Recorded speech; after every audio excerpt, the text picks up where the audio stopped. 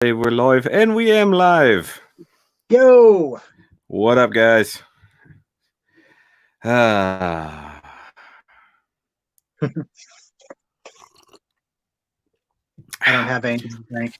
no, he doesn't have anything to drink. What's going on, guys? It's the Sunday evening live stream, like we do. And tonight we're going to be discussing episode 13, or the season finale of Gundam Build Divers ReRise. Not happy about the fact that this is the season finale. We were all sort of expecting this to go on to a full season of 24 to 25 episodes, and we didn't get it. And according to a tweet from them the other day, we have to wait until April to see where the story goes. So that sucks. Crazy. So, guys, of course, you guys know RODIMUS13 over here. And before we get too far, go subscribe to his channel right now. It's in the link down below. We got a lot of people already in the chat. Let me see here. I know I saw B-Nuts, who's been here for a while. Anthony Aelio. Hida Atarasi.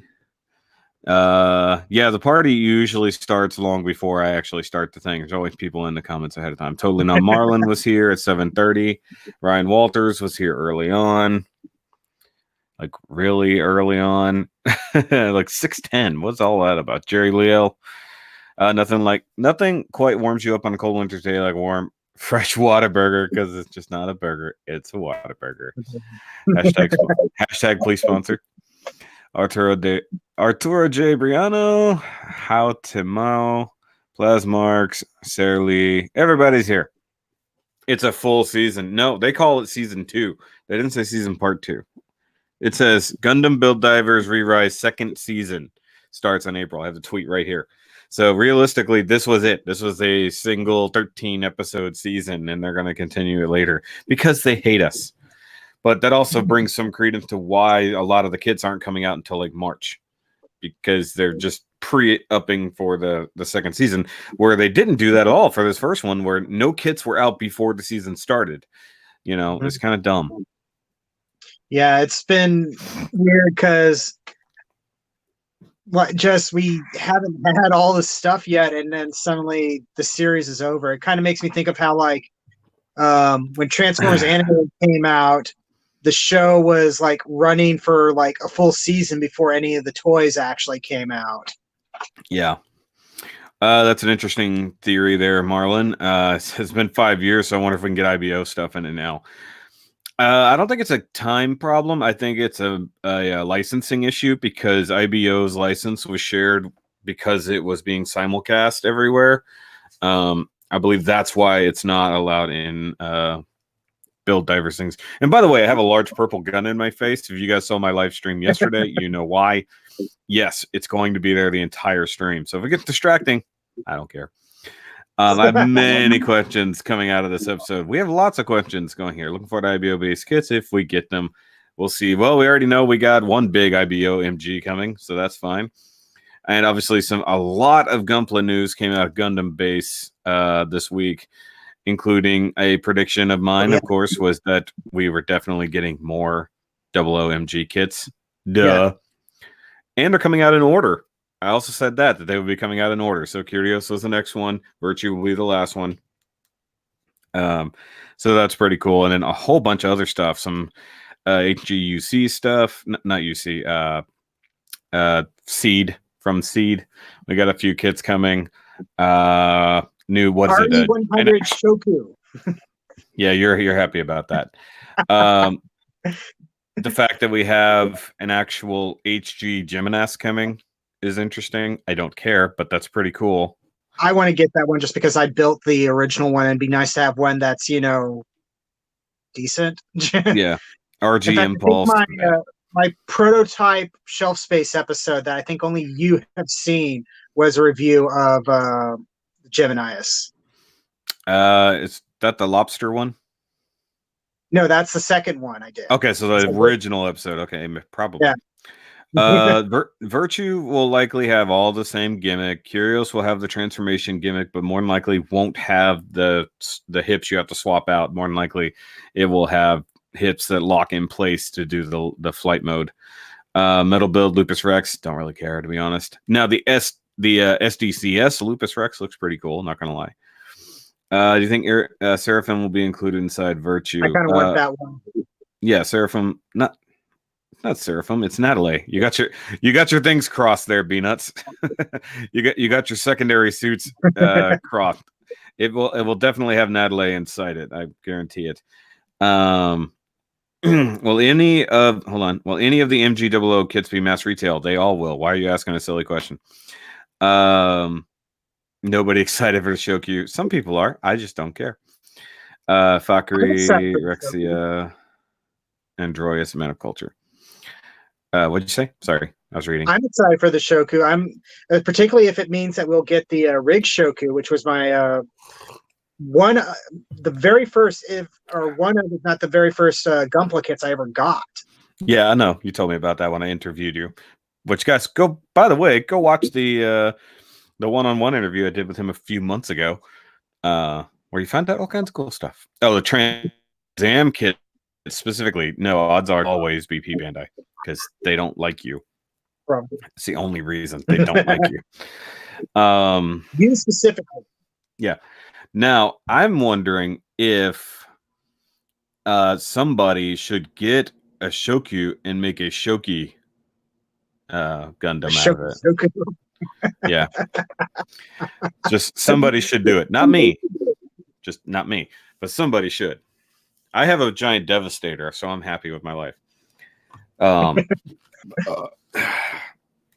Let's see, what else?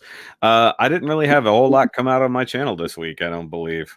What did I have come out? I don't even remember. Oh, the last Master Grade Monday of the year. So that's right. So the Hazel 2 review came out, which I think did pretty good. People were like happy. And I beat Zach Aurelius to a review. Like he just now got to the unboxing this like after I did. And then he also did the old MG Jim Quell as well. So that's pretty cool that I did that. Now, however, the Patreon people did get to see my latest project because I am still working on builds, even though the rest of you are not seeing them. But a lot of them will be included in my end of the year list. I'm trying to knock out a whole bunch of 2019 stuff. I finally did. I just finalized my list right before going live here. I'll be filming all that stuff tomorrow. But yeah, just under 400 views for the Hazel 2. So that's not bad. Could be better.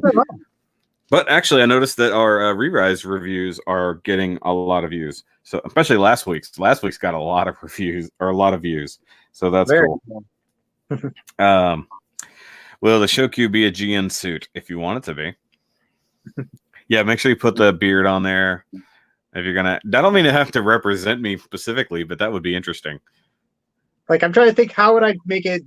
How would I make the Shoku represent Shoki? I don't know. You should know me well enough by now. Oh, Charlie 426 just got his account back. Did he get hacked or something? Is that an axolotl behind you? What is the purple thing? That is an axolotl. Good. Yeah. Good eye. You almost can't see the gills. I didn't notice that Charlie 426 was gone. Yeah, I was subscribed to him. I'm surprised. I didn't even notice he was gone. You want a Harut? Of course you want a Harut. Everybody wants a Harut, but we have to get through Arios first. Now, assuming that maybe by the end of next year we might see our second season Gundam suit or extra 00 Gundam. That would be awesome. You know what I'm trying to say. Season 2 Gundams from 00. Hopefully it'll be by the end of next year. We'll see how long it takes them to get to Virtue, though. I just want Shoku Custom would have the point rifle. Yes. Hear that? Short, it's very short. It's a very short rifle, but it gets shit done. It should be a community build. Like people figure out how it's supposed to be, and then somebody builds it. Not me. I don't want to do that. I have plenty of customs I have to build.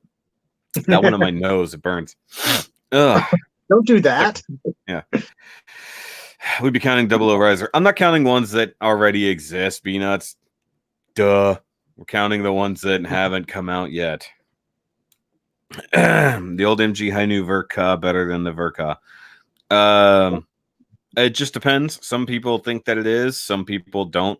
I believe that was a discussion that Dan the Plastic Man and Second Soundwave had back and forth about which one was better. I don't have a preference because I'm not a big fan of the Hainu as it is. I've purposely avoided that kit just because I don't want to do the water slides on all those funnels because it looks ridiculous. Enough of 00 and I Exia. haven't built Exactly. Exia 2.0. Give us the Exia 2.0. Come on, fix the ankles for the love of God. And the hands. Ben is like, we gave you a perfect grade. What more do you want? Yeah. Yeah, it would be interesting, Jerry, if we could get the Gundams from the movie in the movie. That would be interesting. Who knows? Did they have special variations in the movie? Yeah, within the movie within the movie were like representations of the Gundams, but were clearly like people had told stories about it to come up with the what they look like. I don't know offhand, like I don't recall exactly what they look like, but I remember that the team looked nothing like the original characters. But I would love HG versions of those suits with those characters on the cover. That would be awesome. Yeah. But I'm easily amused by stuff like that. Yeah. Yo, is the MG Jephthah's legs compatible with unicorns? No idea, but probably not. I think unicorn is fairly well unique in the way a lot of things connect. But I figured the transformation and stuff like that, right? Yeah. Oh yeah, one of the team members was a child. Oh, yeah, it was very Voltron-like. That's right. Only the pilots look different. Okay, so he's saying that they don't actually look the same. I'm not saying they were totally different, but they were similar.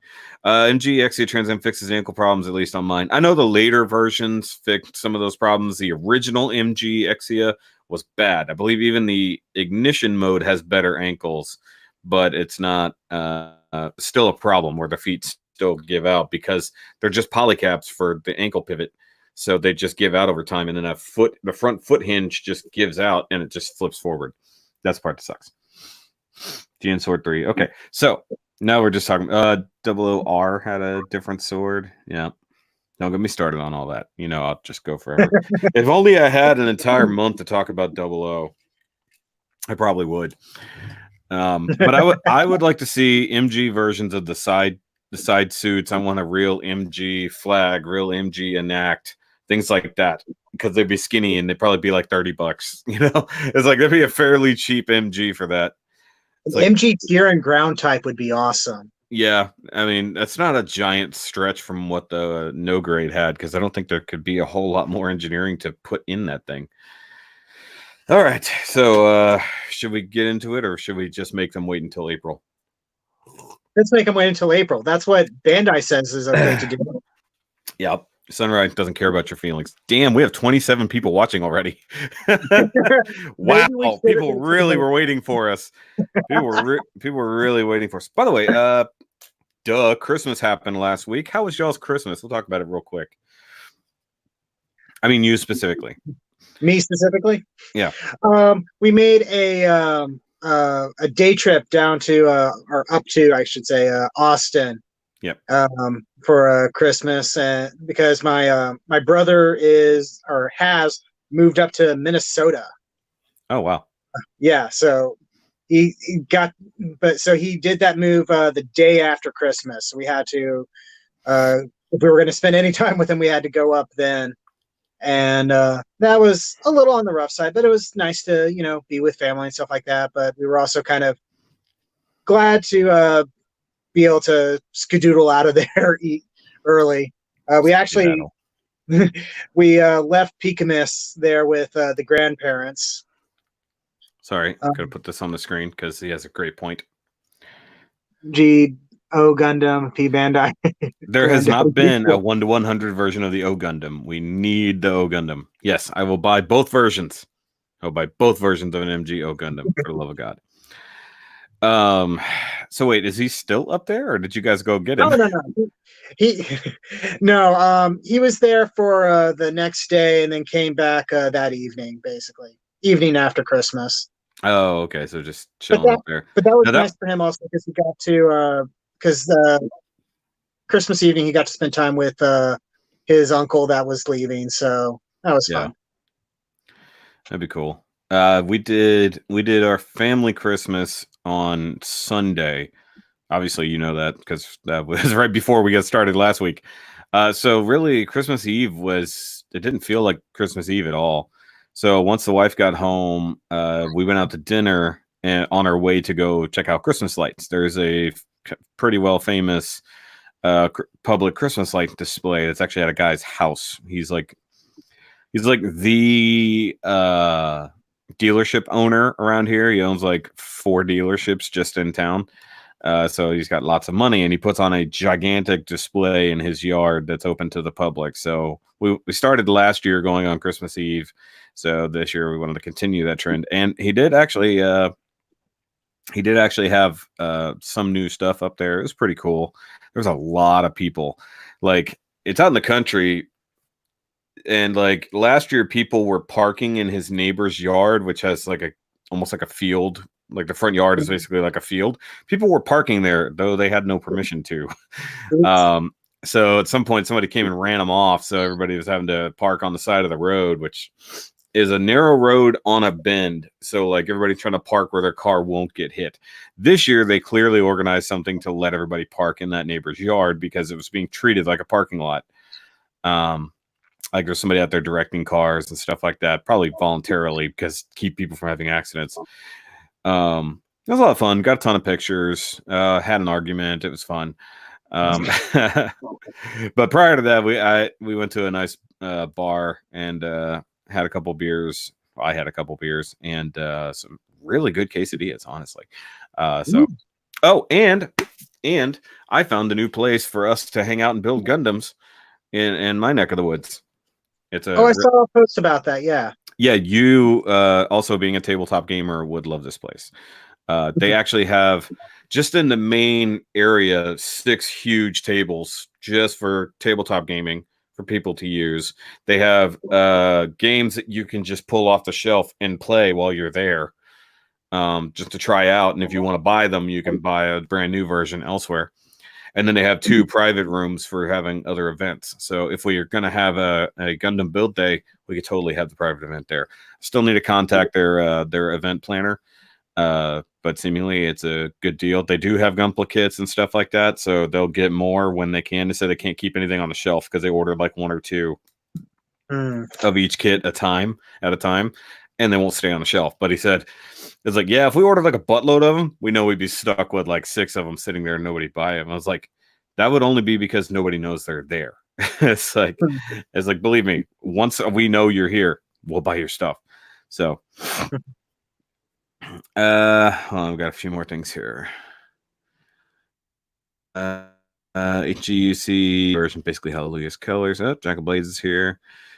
Just a few other comments. New IBO kit looks amazing. I just don't care about that. All right, so let's go ahead and get started on this final episode here, which is probably the longest episode we've had of actual runtime. They emit the opening, and you kind of get a condensed ending, as it were, that uses the opening. Yeah, I thought that was really strange. So obviously I wrote that down later on. So they completely remove the opening and go straight into it with the opening credits rolling on the screen, very much like they do. And it starts, and it's still a nice rainy day, and there's a news report talking about the communications network being down and all the comm systems. And I love this. So I wrote it down. It says, a surge-like hyperspace discharge of unknown antiparticles generated by cosmic scale supergravity and ultra high pressure wave. I guess there was a word left off there, it seemed like. It says computers and telecom systems took in that discharge, and more or less they think that's what happened. Basically, kind of like a big ass galactic EMP kind of. Yeah. Is kind of what they were just going around it. Just throw a whole bunch of big scientific words at it like that. And so basically there's no kind of record of this ever happening to humanity. No proof anything like this has ever happened since humanity's been around. And it'll either take a few days or a few months to get the system back up, which I believe ended up only being a few days because they definitely didn't act like it had been gone down for months. And it said that the phenomenon, which of course we know was a giant pink energy wave, originated from a faraway planet, 1G1202C, which I can't help but think is a reference to something specific in Gundam. Like those numbers and letters and orientation must stand for something, if I had to guess. That feels very specific. I couldn't think of anything off the top of my head. G seems obvious, like it's Gundam of some sort, but I don't know. Part of me wonders if it's December. Maybe either it could be a reference to original Gundam, like for Gundam episode 12 to I don't know, something could be something. And the planet is roughly 30 light years away, or as they break it down, it's about 30 years away at light speed. Just say 30 light years away. But a really important thing. So it shows Hiroto sitting in the living room watching this, and his mom's in the kitchen and stuff. His mom says something, and you hear in the background just as it goes, so this happened 30 years ago? There's a question, because of a questionnaire, a press conference kind of. And then they just go into the conversation. But they show Hiroto, he looks at his phone. There's no signal, just the communications error thing like that. An energy wave of pure sadness. That's funny. But now we know just where planet Eldora is. Correct. And it reminds me a lot of like GN particles or Minovsky particles, sort of. Yeah, and we actually don't know like the particle systems that work in this world. Some that they haven't covered, like what makes the Gunpla move off the old system, and then what scans in the Gunpla in this one. They haven't covered the tech on that. So, but the fact that it affected all communications, electronic devices, things like that would, it had to be some kind of Minovsky or GN or some kind of particles, or AHAP particles for that matter. Oh, wouldn't that be the shit if it was AHAP particles? But I like that his mom is cooking and his dad is back in his room struggling to write. You even see him and then crumpling up some paper and throwing it. So he's still trying to write. New type shenanigans, always. It's always new type magic. I'm sitting here, my arm is selecting things to happen on my phone by accident. And he asks his mom if he can help, and mom says, no, just go ahead and eat and study. Just be a kid, just relax, don't worry about what we need. And she's like, well, I hope that you can get back into GBN soon. I mean, because kind of, she probably noticed that he's been different lately since getting back into GBN. And we had that whole episode talking about his happiness and how he used to be very happy and now he's not. So that's just a thing. That's very much the feeling that I got from this. It's like, I really hope you get to go back in GBN. The place where you're happy most of the time, the place where, your feelings are or something.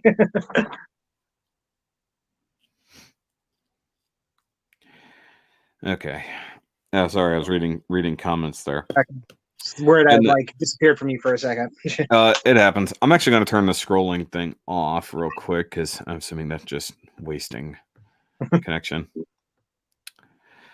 So Jerry was asking, are the events happening concurrently because the shockwave travels faster than light? They did at one point say, and I'll get there, is that some people think that it traveled faster than light. Other people say, no, it just moved at light speed because it's about as fast as things can go. But we don't know what it is. We don't know where it comes from. We just know that it was a giant beam of fired and energy went out in every direction. So, if it's moving faster than light, then the assumption would be that the events that are happening on Eldora are happening right here, right now. Yeah. So basically, like, even if they happened concurrently, but it's entirely possible there's some time travel aspect to it as well, because of space and time and warping and things like that. But then again, if it was a transwarp explosion, it could be moving through time and space as well. If we're going with Beast Wars logic, because an explosion that happens and crosses all time and space. Also like when the TARDIS explodes, it goes across all time and space. Okay, so we have a know-it-all in the comments is what's happening here. But then suddenly, everybody's phones come back on. His mom gets a phone call from a coworker and immediately answers the phone, and Hiroto takes over on the takes over on the stove for a second. He was cooking eggs and sausage or something. I don't know why they bothered showing other than just whatever. Make sure the house doesn't burn down. Pretty much, yeah. But I guess his dad's not in it, so. He does have a quick flashback to Parr saying, "So, is this really a game?" And he's just thinking, and then the phone rings. It's an unknown number. So it's just some stranger. I want to know how May can use a phone. I assume it's just a computerized phone deal. Like I could call you on Facebook or something, because it's like, how does a tiny person who's only about that big use a phone? Maggie sets down the cell phone and she hops around on the She just stands on it and yells. And then sits down next to it, and it looks absolutely adorable. Quantum particles quantum particles teleport. They just sort of, like electrons. Electrons sort of exist and then pop around and do whatever the hell they want. So in theory, those things can exist anywhere they need to. Anyways. Yeah, definitely know it all in the comments. Anyways, so he says that she wants to meet up and discuss what happened on Eldora. And he's like, May? Because presumably everybody's voice is recognizable. Like, you're actually speaking for the most part. So he just doesn't, I guess, the first time you talk to somebody on the phone, it's a little bit different. May in particular, I would imagine her voice would have absolutely no changes to it whatsoever, because who she is in GBN is really, that's the real her. Yeah, that's her. Yeah. And then we go to what appears to be a mall of some sort, kind of like by the docks. And they're meeting up at a restaurant. And Hiruto walks up, greeted by Secret Agent Nami. That is so hilarious. I love that. And she's into this role. She is super serious. Yeah. Doesn't smile. She's got the sunglasses on. She kind of walks up, directs him to the table, and then walks to the side. I'm like, really? We know who you are. Yeah. Nami of Gundam-based security. So they go into this little cafe or restaurant, whatever you want to say. I love that they just have, like, for this type of meeting that's really kind of important, they just meet up in a public restaurant, not like somewhere whatever. So they go in there and he drops off Hiruto at the table and just kind of and then walks away, like you said. And May's just standing there, but I love the fact he's like, she talks to him like, hello here, whatever. And he's like, what? Where's this voice coming from? And then he looks down. He's like, what? Like, what she is. It's like, why are you not surprised that there's a tiny girl standing on the table? I imagine it's one thing to know that she's an Eldiver and thus has a Gunpla body, but it's a completely different thing to experience it firsthand if you've never met another Eldiver in a Gunpla body. So he's not. Well, he's like, he's expecting it, but how can one really expect to meet a tiny little Gunpla girl? Yeah. So, but I think that my biggest point is, depending on how they walked up. So, assuming they walked up perpendicular, he literally couldn't see her until they got there, because there's like a wall right next to the booth they stopped at. So he would not have seen her on the table. But like, if I walk up and somebody says, okay, here, I would look at the table first and go, oh, there's a person standing on the table, so to speak. But I wanted to bring up a point. What is generating her voice? She is vibrating the plastic at such a point that generates her voice. I assume that there's a speaker built in, because how else can they speak? Like, assuming, like they were talking about in the comments earlier about how Gunpla bodies work from GBD or whatever it was called. Whatever, I don't care. With some kind of film that like covers it, and that's what animates the body, and that's the thing. So particles from GP yes, I'm aware. GPD. I think I said that. Either way. But the thing is, what is to produce her exact voice of her digital soul? Like, it would have to be programmed into whatever thing is talking. It's not like Gundams usually make noise in the thing, So it's like, I just had that thought. I'm like, how is she talking in real life if there's not some type of digital receiver or speaker talking for her in real life? I didn't think about that when they talked to Sarah originally in the first one. It's like, how? And she can hear. So that means it might have to have some type of listening as well, not just saying. So I mean, how did she have? Go ahead. How does she have an articulated mouth at that size? Another good point. Okay, moving on. It makes sense for arms, legs, and the rest of the body to move. How does her mouth move without having one and have an expressive face? Like, that's the other thing. Like, is it some kind of digital skin that can move, or is it a projection? I'm guessing projection, because we know that her actual Gunpla body in the game, which is what it looks like, doesn't have humanoid eyes and stuff. So, anyways, I just thought about that. But it is surprising that she has a Gunpla body. I guess it isn't necessarily public knowledge that they're all in Gunpla bodies, and she was very vague when describing it before. And I guess they probably don't want it to be public knowledge that, oh, hey, there are tiny plastic people running around. But if all of them are guarded by security wherever they are in the world, that would make sense. They have to have a handler and a guardian of some sort. And I like that, she's like, oh, this must be or is this your first time seeing an Eldiver in real life? Duh. Because he didn't even know there were other ones. So, yeah, it's kind of his first thing. It's like, we sort of been through this before. I like that he comments on her clothes or her nice little outfit, which we incorrectly... Victorian style dress. It's very Victorian. We called it a maid outfit last time. Definitely not a maid when you see the full thing. But, of course, she said that her guardian made it for her. As we mentioned last time, that Nami does do outfits. So she got to actually make some doll clothes. She's powered by the power of capitalism. Terrible. So what would Nami have done if someone had snatched May? Probably shot them. I assume she has a gun.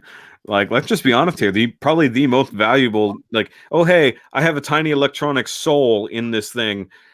Somebody probably would like to know how to do that for other reasons. I mean, always evil people. We see Nanami there, but I wouldn't be surprised if, Maggie is hanging around somewhere nearby too, just in case. I think Maggie's probably still back at the bar or whatever, because we only ever see Nami.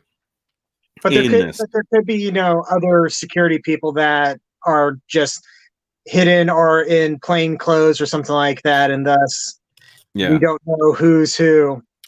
Well, as we see in a scene coming up, that she's always nearby whenever May's out in public, so to speak. So presumably she's like the next booth. Like, we see her walk away, but she's probably like right there, even though like everybody coming in is quote unquote trustable. Speaking of which, that's when Kazumi shows up, who is very Kazumi right off the bat. Yeah.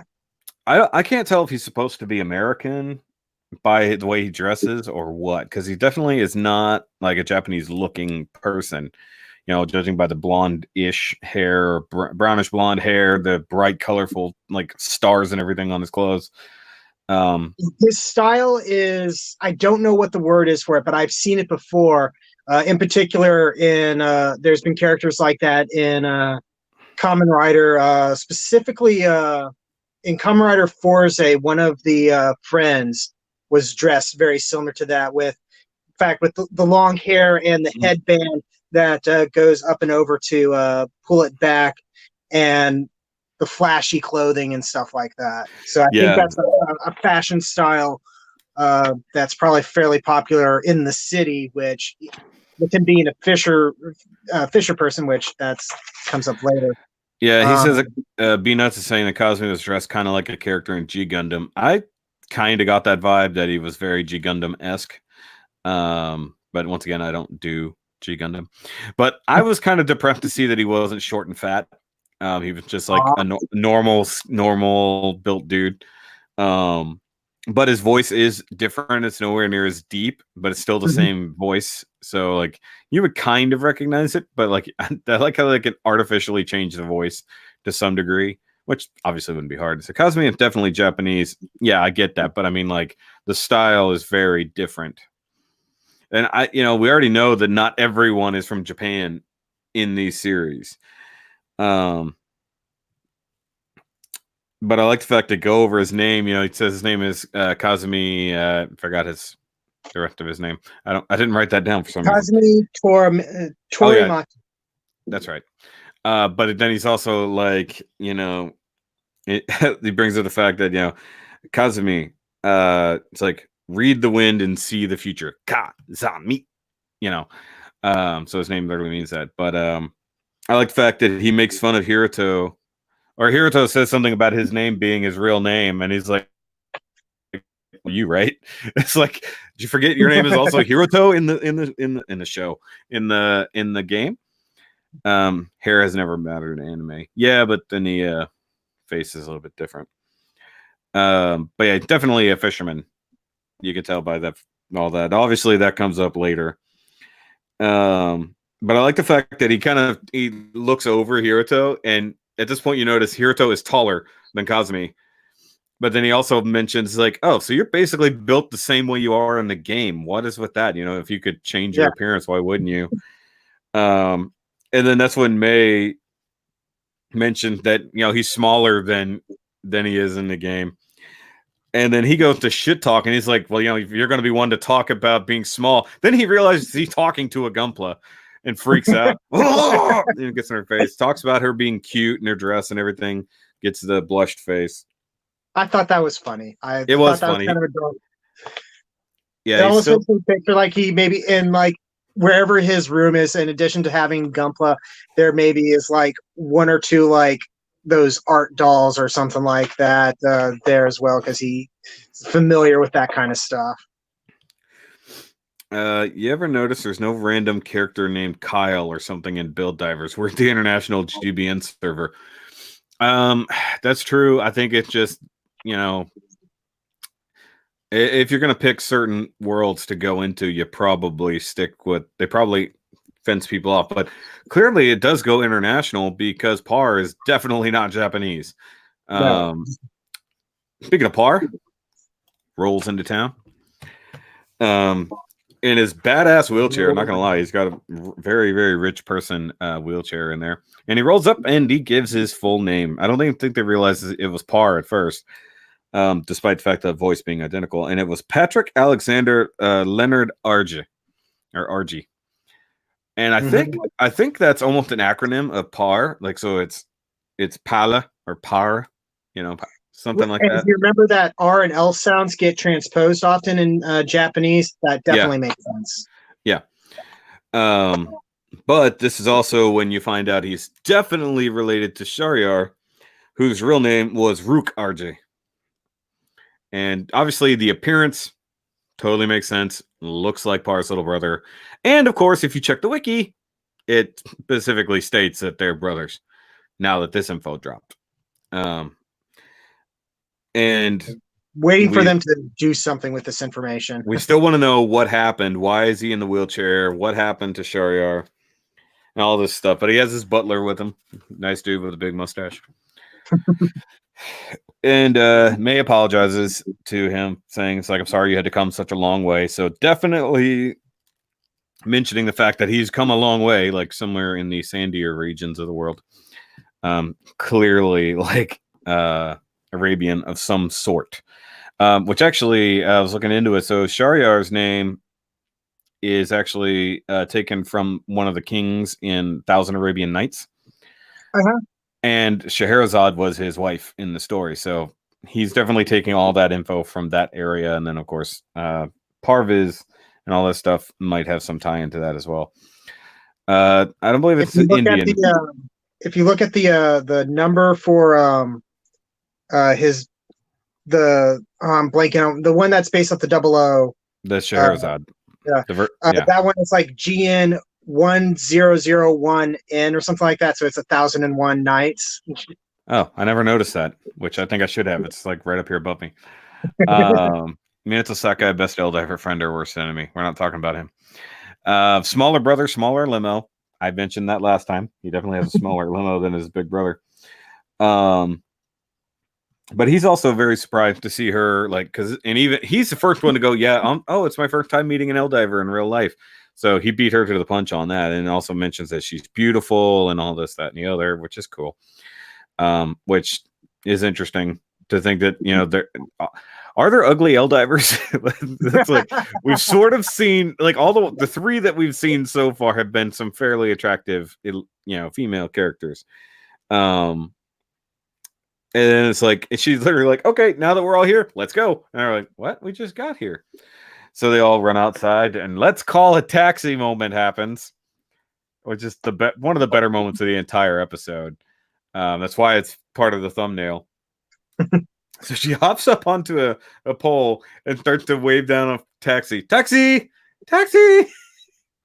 They gets frustrated, makes that face that's just so cute, and then just starts screaming and waving. And then Cosme runs in and grabs her because there's a car coming by about to splash them. It's still storming pretty bad. And like he gets soaking wet, but he saves May. And he's like, and she's like, well, isn't this how you're supposed to call a taxi? And he's like, you're small, stupid. They can't see you. It was pretty funny. Pouty May is best May. That was hilarious. One of the characters in Log Horizon was also not able to walk. Yeah, it makes sense that they've stolen a lot from other games that are very similar to this. Yeah, May hailing a cab was funny. And then Par just like, well, I like that he takes her from Cosme, who's soaking wet, and just kind of plops her down on her shoulder. Like he's instantly used to this. Like just like, okay, tiny person, here we go. I've seen TV. This is what you do with tiny people. The animation in particular is just phenomenal, by the way. Very fluid, a whole lot of action going on. Can you hear me? Yeah, except you're not being very fluid. You're losing signal again.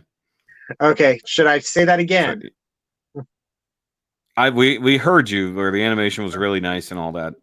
They spent some time, but you're like very glitched out. Like you're totally frozen. Sorry. Yeah. Does Japan have Uber? I don't know.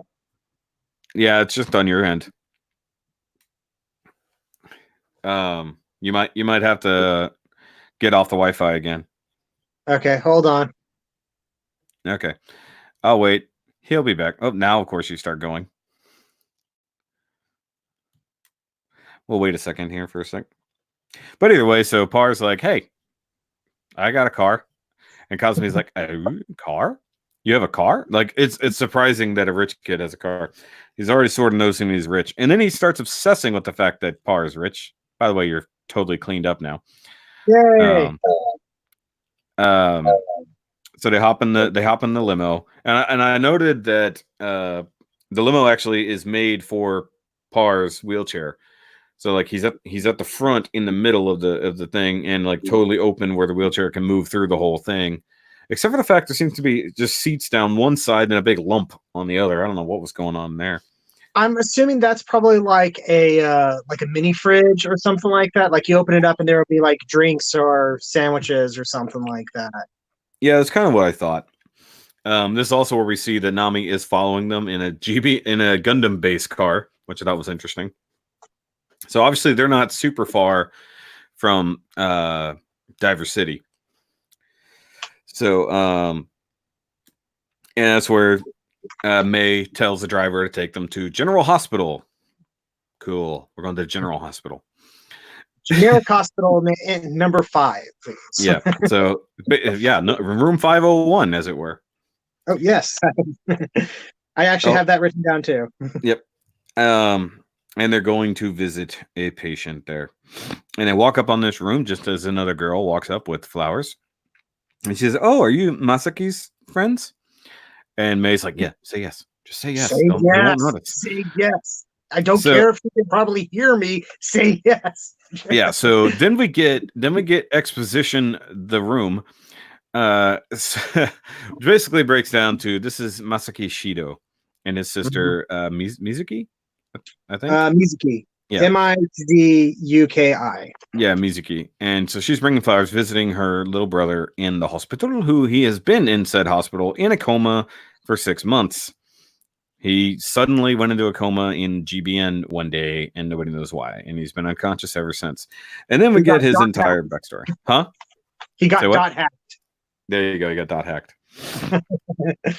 So I like this, that this is the same guy that May asked, she brought up, are you Masaki Shido? And you see that he's got a motorcycle helmet that's all char colors and has Xeon emblem on it. And his sister Par asks her about him, try to just be coy about it, like, hey, we don't know this guy. Could you tell us about him? Without saying that. You don't know the real him. Yeah, we don't really know the real him. It's not the first time ever meeting. So I like the fact, okay, so he's physically fine, he's just gone. But like he loves Gunpla and clearly motorcycles, because he even has one. But he's a good guy and he never neglects those in need. And we get a flashback of him helping an old lady who was like crossing the road with a Gundam base bag, and he actually like drives her to where she needs to go on his motorcycle. If you could just imagine an old lady just like, hop on, and they just drive across the city. And just a quick side note here. So you see this flashback, and she's delivering Gunpla to her, I'd assume her grandkids. And you got 3 kids there that are hard to see, but I did zoom in and enhance. And so you've got the HG Penelope is what I guess the dad is holding. Then you've got the RE Zeku2 FZ and the HG Gustav Karl. That was the hard one to tell what it was. I'm just going off the fact I could see an NT logo in the corner, but I thought it was a nice little detail. They're using real box art in there like they always do. Those are relatively recent kits too, it sounds like, right? Most of them are, yeah. Penelope's brand new. And the Zeku 2 is fairly new. It's a few months ago. But it says that he might be a really blunt person, but he's good-natured. So, you know, she's really proud of her little brother. And especially because the last time they really talked, he said that he would be doing something really great in GBN, you know, helping people. And so she pulls up a picture on her phone.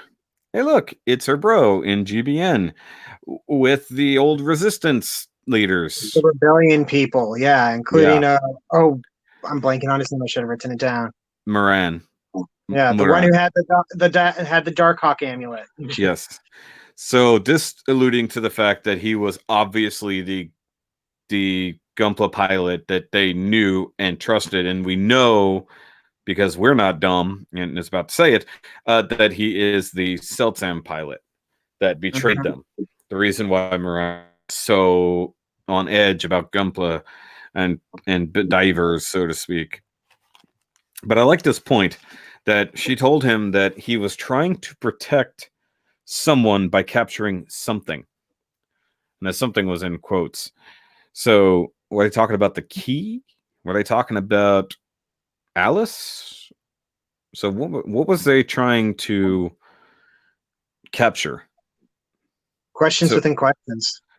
So we know that they eventually got the key to the Silver Tower, but they probably never used it. But we don't know that because it's possible that they made it all the way up to the moon base and Alice captured Masaki.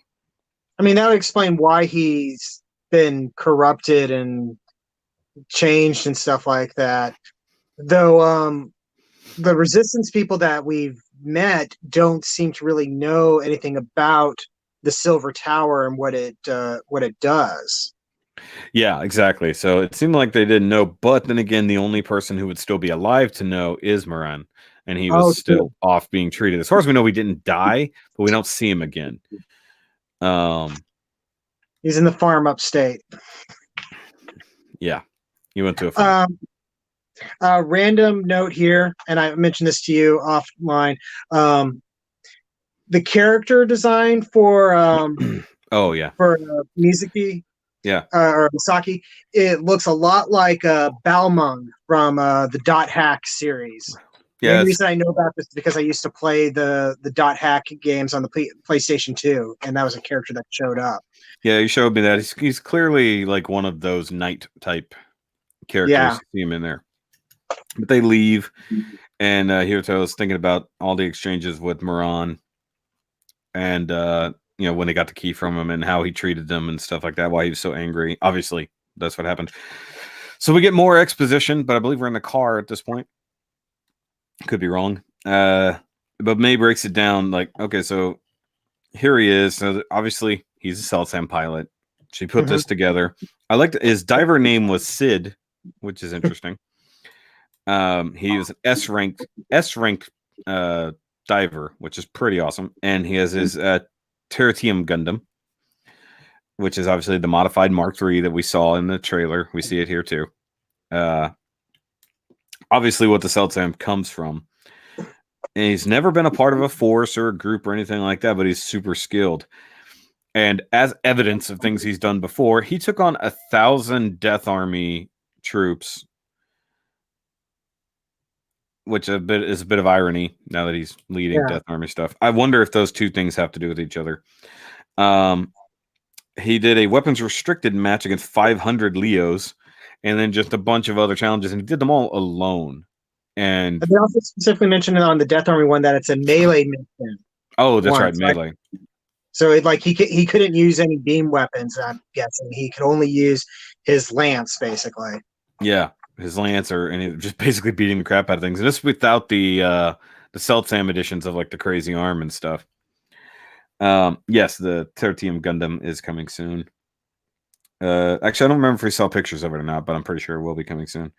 Actually, the Seltsam itself just came out. So, but I like that in this moment we see a flashback of his victory, so to speak, over what is just a ton of old kits. And you have a more complete list than I do. So, go ahead and run through that. Okay, so we start off. We see what I believe is supposed to be the Hyakushiki from Zeta. Yeah. GPO2 from 0083. Yep. I think it might be there's a goof, but the colors are a little bit weird on it, so it may be something else. But it looks like a Zaku, but the shoulder spike is curving upwards, which would lead one to suspect that it's supposed to be a goof. I know there's definitely two Zakus there that I could see. One Char version. There's one that looks like a Zaku that has a command horn. That's actually a Murasai from Zeta. Okay, because I thought it was a Zaku because I could see the head. There were some details about it that I recognized from when I watched Zeta, which was not too long ago. So that's why it was fresh in my mind. Then underneath all that, we see a Zoc. That's that weird. You can see the weird eye track for it. Mm-hmm. Mm-hmm. There's a gem. One of the bad guy mechs, there's Zaku equivalent from F91. I couldn't remember what the name is for that, and I didn't look it up. Yeah. I believe Heavy Arms. I thought that was Heavy Arms too, where you just see the head. Yeah. Yeah, because it's got that, because Heavy Arms actually has while it's a generic Gundam head, it's still kind of distinctive in its own way because you have that colored part on the forehead and the sort of gun-looking thing sticking off in the back. A grandpa that looks like either it has been twisted apart and folded in half or just ripped apart. Either way, ouch. Yeah. A new Gundam. I believe we also see an Ak guy. It's mostly in shadow, but it looks kind of like it's back in the part of its head. Yeah. The H1 normal. Yep. Which looks like it had. I think that one maybe has an anti-ship sword of some sort from the Seed series. Which one I'm not 100% certain on. I don't know. But it looks like it has a big sword sticking through it. Yeah. We see the Stargazer, also from Seed. We see a Gan just sort of bent over. Yeah, there's just a Gyan's helmet, kind of. You just notice it for sure. Then there's a couple that are in shadow. I think we see a Zeta kind of half buried, and it's also green and orange. There was something I couldn't tell what it was. It's a Gundam, and I think it might be the one that you wrote down as a Shenlong. It looked different. It's Shenlong.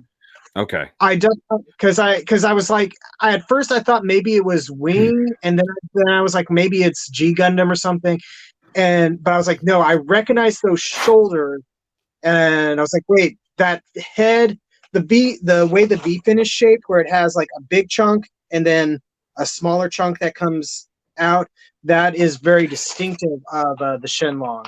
Okay, yeah, you're right. Okay. I looked up Ultron. That's why I got different. I didn't look up Shenlong. I looked up Ultron. That's why I wasn't sure. It was definitely a Wing Gundam. I just couldn't tell which one offhand. That's why I was looking at the wrong one. And then once you get up towards the top, they're all in shadow, and I'm sure there's some specific designs there. Like there's a very distinctive looking leg or something sticking off. Yeah. I got no clue because I can't make out the details. And there's one that's like reaching up like that. Like it must have been near the top of the pile before it died. But basically, it's just a huge pile of Gundams and other type of main suits that we saw throughout the things. But back to the exposition. On top of them. Exactly. So back to the exposition there. Basically, he disappeared a few months ago after doing all these things. They show that where he just disappears off the pile of Gunpla. Obviously 6 months ago, because his sister said it was half a year ago. Yeah. But he's never logged out. There's no record of him ever logging out. So technically speaking, while he's in a coma and his body's not connected anymore, he never logged out of GBN. So his consciousness is more than likely trapped there. Which we can see that. Yeah. Well, he's clearly under control of Alice. We saw that. So obviously he hacked his login and has kept his mind there under control. But because May was an Eldiver, she was tasked to go find him. I don't know why. I guess just because it's a digital life form, and even if she got taken out, her physical body wouldn't be affected. I guess is the main reason he did that. And so basically, just having to jump world to world because there's just countless dimensions, as they call it, to go through. And obviously, she's been looking for a little while. We don't know how long, because I don't think they ever cover that, but. Basically just, hey, he's out there somewhere. Go find him. Which I think is where the title of this episode comes from, where it says somewhere in this universe. But yeah, they said that his consciousness is still in Eldora. Which I gotta wonder if it's a shortened version of El Dorado. We'll see. Yeah, I was wondering about that too. Yeah. Sid was a super ace diver. Yeah, he really was. Probably could have been, and he was really highly ranked. So like he could have been like next up for like the champion. And they talk about the fact that the satellite weapon that blew up Siguri is what caused this disruption on Earth, which means that everything they went through was real. You know, it wasn't a game, which, you know, they've already talked about, and caused me to start to freak out. Now, Parr brings up the fact that, you know, it says that, did this happen? It happened 30 years ago, didn't it? And then that's when she replies, some reports say the wave traveled faster than the speed of light, which doesn't mean it would be super fast, but also the idea that time travel, space travel are sort of tied together. The faster you go, obviously things are a bit different.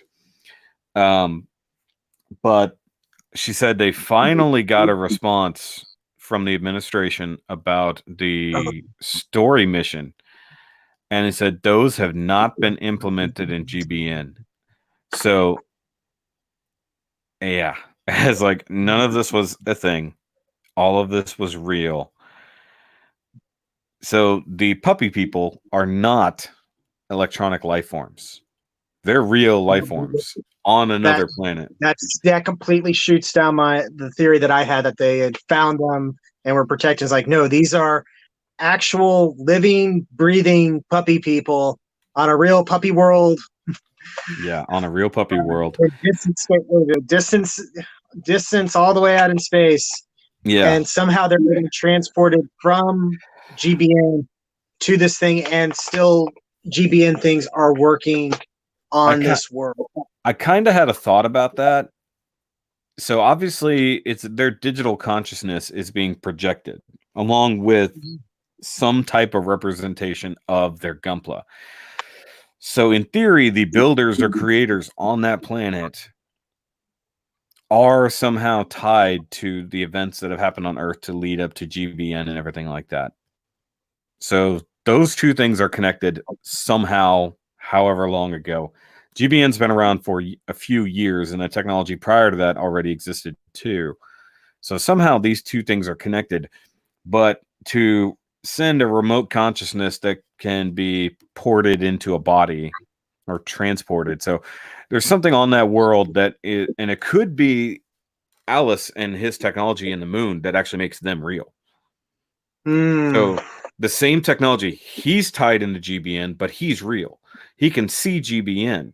He can hack consciousness of electronic people. Yeah, because we So saw that he was looking at other GBN parts of GBN, because there yeah, was all those different Gundams and Gunplas and stuff like that that were going about their missions, and he was watching them, and they weren't anywhere on Eldora. So yeah. So in theory, what the GBN projections are somehow on the same wavelength as what Alice is. It has probably some kind of artificial life form in and of itself, artificial life form utility system. Just throwing that out there. So whatever Alice was tasked to protect and has been corrupted probably by GBN's existence, they're tied together. So in theory, this whole thing accidentally hacked its way into GBN, and because it's the connection is faster than light due to the particles, more than likely, that's how they can be across the frickin' galaxy at the same time. 30 light years is really damn far. yeah. So it's a crazy thing that it can be real and all that. But they all freak out at the fact that this is real, especially Kazumi. Can you blame them though? No, cannot blame them. But the fact that others sort of had, Hiruto especially was already having that feeling. So was May. But for her, reality is GBN. Yeah. GBN is her reality. So it's not hugely different. But she brings up the fact that if they go to Eldora, it's possible they could end up like Masaki. And that's why she took them to see him, to show them that, look, he was there first and he ended up like this. If we keep doing this, you guys could end up this way too. Now, there's no telling what might happen to her, because technically speaking, she's logging out of GBN. So she's logging out of her reality and into ours. So it's very different. So she's going from the world she knows into ours, which is an alien world when she comes in. I don't even know why she ever has to log out. Unless they have a requirement for her to. But basically brings up, what will you guys do? It's like, what do you want to do about this? Kazumi freaks out, and it's a huge risk, but it's one that they have already been dealing with. They just didn't know it. It could have happened at any point, but the fact they've been lucky so far, it's just new information of something they already know. Like, oh, hey, this can give you cancer if you do it. You've been doing it all this time, but you could get cancer doing it, basically, And this is where we start seeing that shallow version of Kazumi again. And he's like, look, I just wanted to play a hero in GBN, basically like Captain Xeon. Yeah. And now that he knows it's real, he can't carry that kind of burden. Yeah, I can't carry a burden like that, is his exact line. So as Alice's awareness of GBN indicate a chance he'll try to attack it? I feel like it's a one-way street. Things can get in, things can't get out. Eldora, basically, Earth of cats and dogs beat apes in a race of evolution. Probably. They could end up corrupted or even dead, or just they can't ever get back to their bodies. Kazumi just wants to clap those cheeks in the end. Don't go there. May doesn't need to log out. Sarah didn't. She just preferred to be with her friends. May needed to be a log out part of her job, so she spends time with Maggie. I don't know. That's part of the job. I think that it's just trying to normalize an L-diver to be more like a human. I think it's just, look, we log out when we're done playing. You can do the same. A little bit presumptuous when you think about it that way.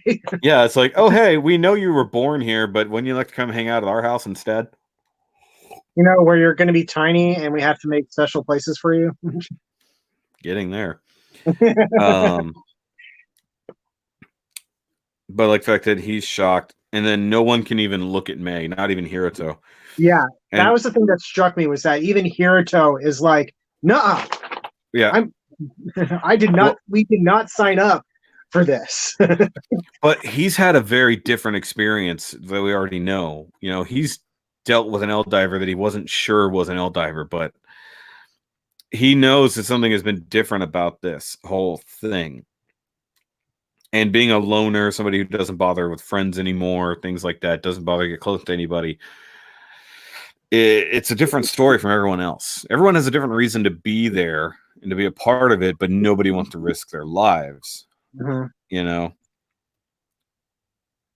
But that's where she just says, well, then that's the end, you know? And then she hops off and Nami walks off with her. And then we go to commercial break. Okay, let's see here. Hold on. How do Eldivers fall into liquor laws? Oh, that's interesting. I'm not sure why they don't just make them people-sized bodies, because that's expensive when you can make a little plastic body with a little chip in it. Life-size mobile dolls or animatronics. Androids are gynoids, basically, yeah. Walking bullet dolls, May and Sarah's data is not stored on GBN. They're stored in their bodies. That's true, I guess, but at the same time, they fully download. Like, their body is... It's weird because they log in with their own bodies. I don't know, it's so strange. I feel like structural integrity in a giant plastic body would be too great. True. You just don't scale it up and it's the same. I mentioned in season 1 that they didn't have to do explosion after effects. They can reserve it. Do you think Reggie's planet will be discovered? Nope, different universe. Different universe entirely, so no. And that's not a planet. That was a colony. That clearly Rambaral knows exists. We're not talking about build fighters in this one, because that was the weird thing, is that Rambaral knew that there were colonies. Is he from the colonies? Okay. So commercial break. Everyone goes back home. Par sits alone in the dark in, I don't know, hotel room probably with the Valkylander, remembering the kids wanting a ride, stuff like that. And, starts crying and then wonders if he'll never fly again, which is really freaking sad. The music through this whole segment is so damn sad. And everybody's either watching the rain or is in the rain or in darkness at this point. All of our heroes, well, except for May, kind of. Kazumi sits alone fishing on the dock or on his boat. He's on the dock at this point. Yeah, I think he's on the dock next to his boat. They do show his boat. And he's like, well, was it really real? How can that be? And then like, what will you do? What kind of question is that? Like, so he's like, if this is real, what do we do about it? But then he's freaking out. It's like, it can't be real. Then he remembers Maya, because of course he's definitely falling in love with Maya. Let's not forget. By the way, 29 people watching. 31 at one point. But then he catches a fish, and as he goes through it, he either breaks his line or loses the hook. It does a snapping sound, so I assume he broke his line. I interpret it as the line snapped, and he falls over. Very Kazumi. Yeah, of course he falls over, and he's just staring up at the sky, and he says, "There's nothing I can really do. I'm not a Gundam protagonist." That was so sad, like, because he really wanted to just be a Gunpla hero, Want to be a Gunpla hero. Somebody write that song. Could be great. Why do they pass out? They're inside their mobile dolls. Their data too dense. They're still talking about Eldivers. Build universes are Gundam Valhalla. Apparently Eldivers don't need Wi-Fi because she's still okay during the blackout. Because she logged out. She was logged out into her body. Yeah. So if their L data is downloaded into a chip in their bodies, the brake decal type chip, which how they store a soul in the tiny chip, nobody will know. So she's not logged in. She doesn't just disappear, but because that was the entire point of making the body for Sarah, was that way they could pull all her data off of GBN to get her out of GBN. Stop screwing up the network. Yeah, that and the fact they can't just be a part of it anymore, Then we go to Maggie's bar in real life, which I love that it's just a tiny little bar. Mm-hmm. And he's talking to May about I can't read what I wrote. How to reawaken Masaki. He's like, how are we going to wake him up? And this is where we reveal May's house on the corner of the bar. What did I call it, though? I had the best pun for it. Did you call it the mobile dollhouse or something? Mobile dollhouse, yes. It is the mobile dollhouse, which is a really nice little two-story flat. Not gonna lie. It's a really nice house. I want to know who built it, to be honest. Probably either Koichi or the guy whose name I keep on butchering. Yeah. How do you not remember the name? Because now it's ingrained in my head wrong, so I can't get it right. Kind of like Jeb. Yes, exactly like that. I like the idea. So May changes clothes, which stop thinking about it. Stop thinking about you little pervs out there. I know you're thinking about it. I think at the very least, it's more like she just puts on the jacket, basically. No, she changed clothes entirely. So she got out of the dress and all that and put on back her normal attire, which is fine. And Maggie's talking about that they need to prepare for whatever they're going to do. And if they have any info, that'd be great. And she's just basically like, well, we don't have anything, but Kazumi made a video. It's not very popular, so you're going to have to search for it. Huge and the dig. Is a little biased, so I don't know if it'll help. I'm like, poor Kazumi. But did GTube go down as well? Is GTube a separate entity from GBN? Well, at this point, we know some stuff is starting to come back online, so GTube might be running. What? That's odd. And yes, Tsukasa is his name, but yeah, Thomas keeps forgetting it. But May says she sits down at her own bar. May wants to save the natives, and basically Maggie's like, "Well, good, you finally found it. You found your mission." And then she said, "Yeah, maybe. I'm not certain, but it's what she wants to do right now. So you know, this is the thing that I have to do." And they have a toast for her safety. Yeah, Maggie cheers her. So big ass glass, little tiny thing. Like, you know, I want to know what's in her glass. Nothing, because they're plastic things. They don't need to eat or drink. That's what somebody else was talking about. They don't. What are the liquor laws involving Eldivers? It's like, well, I'm only 6 months old, but I'm 38 in GBN years. Except that alcohol doesn't exist. But I like the idea to normalize her about as much as possible. But it's like the Stuart Little syndrome. Like, you got to build all this thing for this definite, like, humanoid creature that now lives in your house with you. But, like, assuming Maggie lives in the bar, because her guardian, well, we thought that was Nami, and Nami is mostly seen as present in all of these. So you got Maggie's JoJo sidekick. And then Nami is also there. But I like the shot. So they pull out from that shot at the bar. There's a display case full of Gunpla in the corner right by the karaoke bar. Oh, yeah, I think I remember that. And I cannot tell what any of them are. Like, there's one that definitely looks like a Zaku, but that's it. That's the only thing you can see. Maybe a Faz in the background, because it looks like it has a huge cannon. No sign of the Love Phantom? No, that's the thing, is I don't know. You couldn't tell from a distance. They were all blurry. YouTube doesn't push my vids. I know how he feels. That's terrible. Clearly, YouTube's been pushing mine lately. Not to brag by any means, but like, my other channel is tiny. Like, still only has less than 150 subs. My C3PO review from 2 weeks ago has like 600 views. Like, I guess everybody's looking for Star Wars Rise of Skywalker stuff, but all the other videos from that same run, no views. So what the hell? Oh, it says I tried to write display and I clearly wrote dishpla.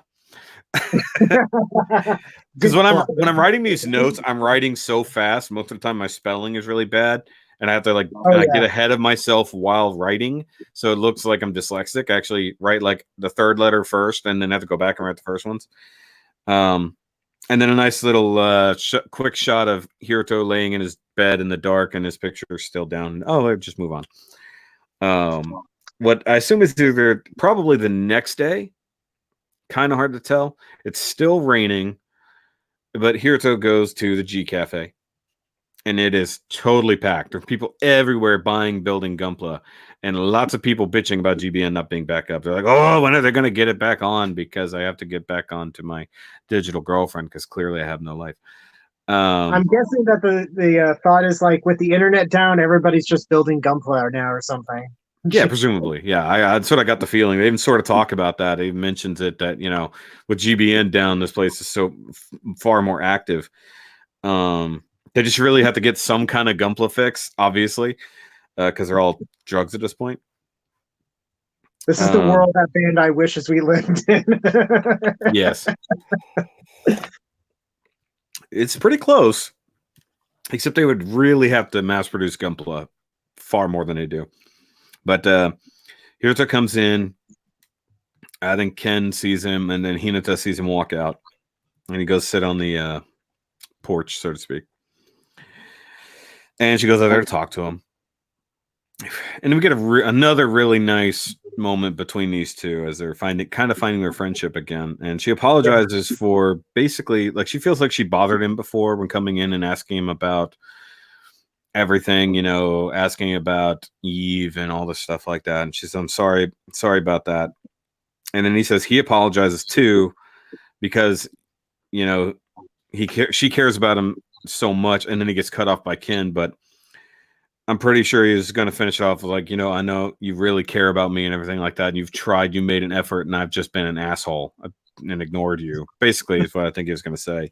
Yeah, pretty much.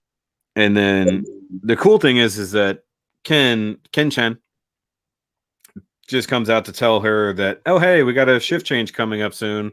So don't worry about coming back in. Just bullshitting in his way to just be that supportive adult character. Like, you go be with your boyfriend real quick, because I know you guys got to talk. And then he gets called in to go make a Barzam tea and a Amarasai tea as well. I think he got that wrong. Like, I think he said that backwards, like he misheard. Would you have kits without the internet though? You get all yours online. Yes, but you also clearly don't have a Gundam base in your backyard like these people do. I mean, there's more places to me locally now that finally are selling Gunpla again, comic book stores specifically, that I could go buy and build Gunpla kits a lot easier. Not like this, obviously, but in this world, they're like every other street corner, Yeah, if I had access to places like Base Gundam, I probably wouldn't, or Gundam Base, I probably wouldn't be buying stuff online. I would just go over there, get them in person, bring them back home instead of having to wait and pay a little bit extra because I'm buying online. Exactly. So the real question was without the internet, I wouldn't have a backlog. Recently, I've bought. Well, I guess that's not entirely true because I bought a few more kits online recently, but I bought a lot in person, which you guys will see soon. The wingman, yes, he was definitely Ken ships Hiro and Hina. Yes, Hiro Hina is a thing. Well, he knows them. He's known them for years. That's the thing. Damn, where am I in my notes? I was like, I don't even know. But so she sits down. She starts talking about how she likes working there. The people are nice. The energy is good. Everybody's having fun. And of course, the pay is pretty good too. Yeah. You got to sneak that in there. But like the idea that she likes being around people who are having fun, like Hiroto used to, because I gotta remember when you used to love doing this. Remember when you had feelings and you smiled? Remember when you smiled? Remember that whole episode we spent talking about how you don't smile? And she just wants him to have fun again. And then she brings up the previous conversation about the picture just being a record or a data log. And she says, I don't believe that's true. Because I think it was all precious to you. The times you spent, the emotions you had were all very important things that made you who you are today. And, that's really true for all of us. We're all just lumps of our experiences. And for him to be who he is, especially in his brooding mode, all came from the previous experiences, especially the ones around Eve. And basically she doesn't want him to sort of shut away all his feelings and even to a certain extent his memories. She doesn't want him to just lock all those away and just exist. She wants him to feel again. Yeah. But then we get a very important quick flashback, and it's of the moment that Eve is being deleted. And you see Hiruto still in his Team Avalon Yeah. outfit, reaching out to her, and she's crying, and like, so that means like right after the battle was over and they got Sarah out, she was still there when they reset the servers or something like that. Or that, or what did it look like when Sarah was being uploaded or downloaded? I don't remember we saw that from the inside. I think we saw it from the outside. Because part of me, because I remember one of the big deals they made about with downloading Sarah into her mobile doll body was that there was a high chance that it. Oh, she could have been deleted. Yeah, that's true. Yeah. So but I'm wondering if that's what's happened. If maybe they were trying to give her a body and that's what was happening. No, because he didn't know she was an Eldiver until they went through the whole other conversation.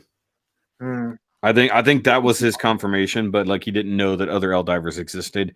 He just knew that Sarah was one that they were definitely worried about because obviously he was on that team. But I think he sort of knew but didn't know at the same time, like suspected. Yeah. But then he clearly is going over remembering having his feelings of sadness and caring, and he keeps seeing all the events that happened in Eldora, the things that really hurt him, especially after the leveling of Seguri and the damage to the village. And then you get her final words, which is a bit longer than I wrote down, I think, but or later on anyways.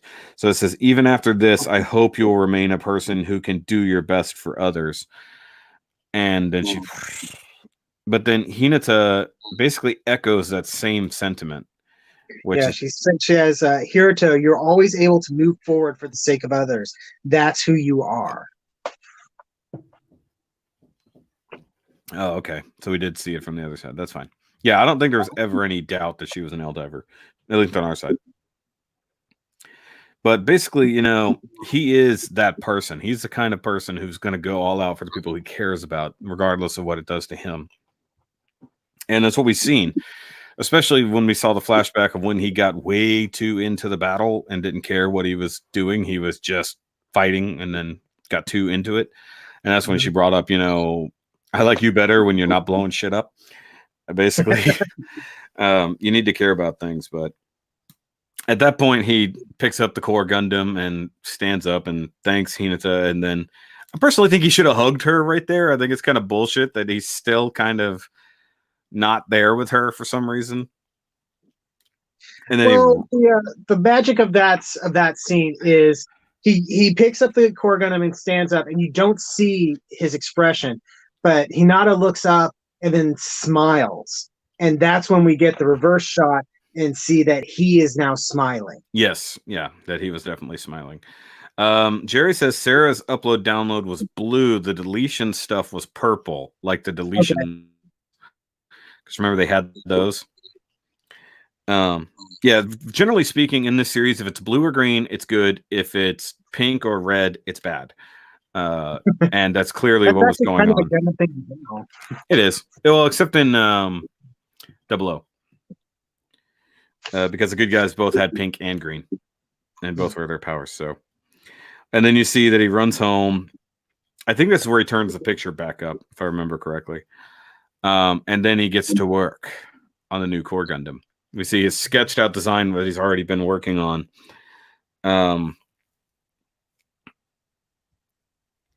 Which is pretty cool. But I think there was a point, I didn't stop to look at it. So there shows a picture of his family and Hinata's family.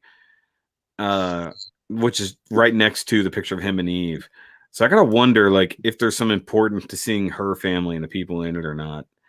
Could be it's the concept of an extended family. Family isn't just the people that you're blood related to; it's the people that you care about. Yeah. And we already know, we talked about before how close their families are.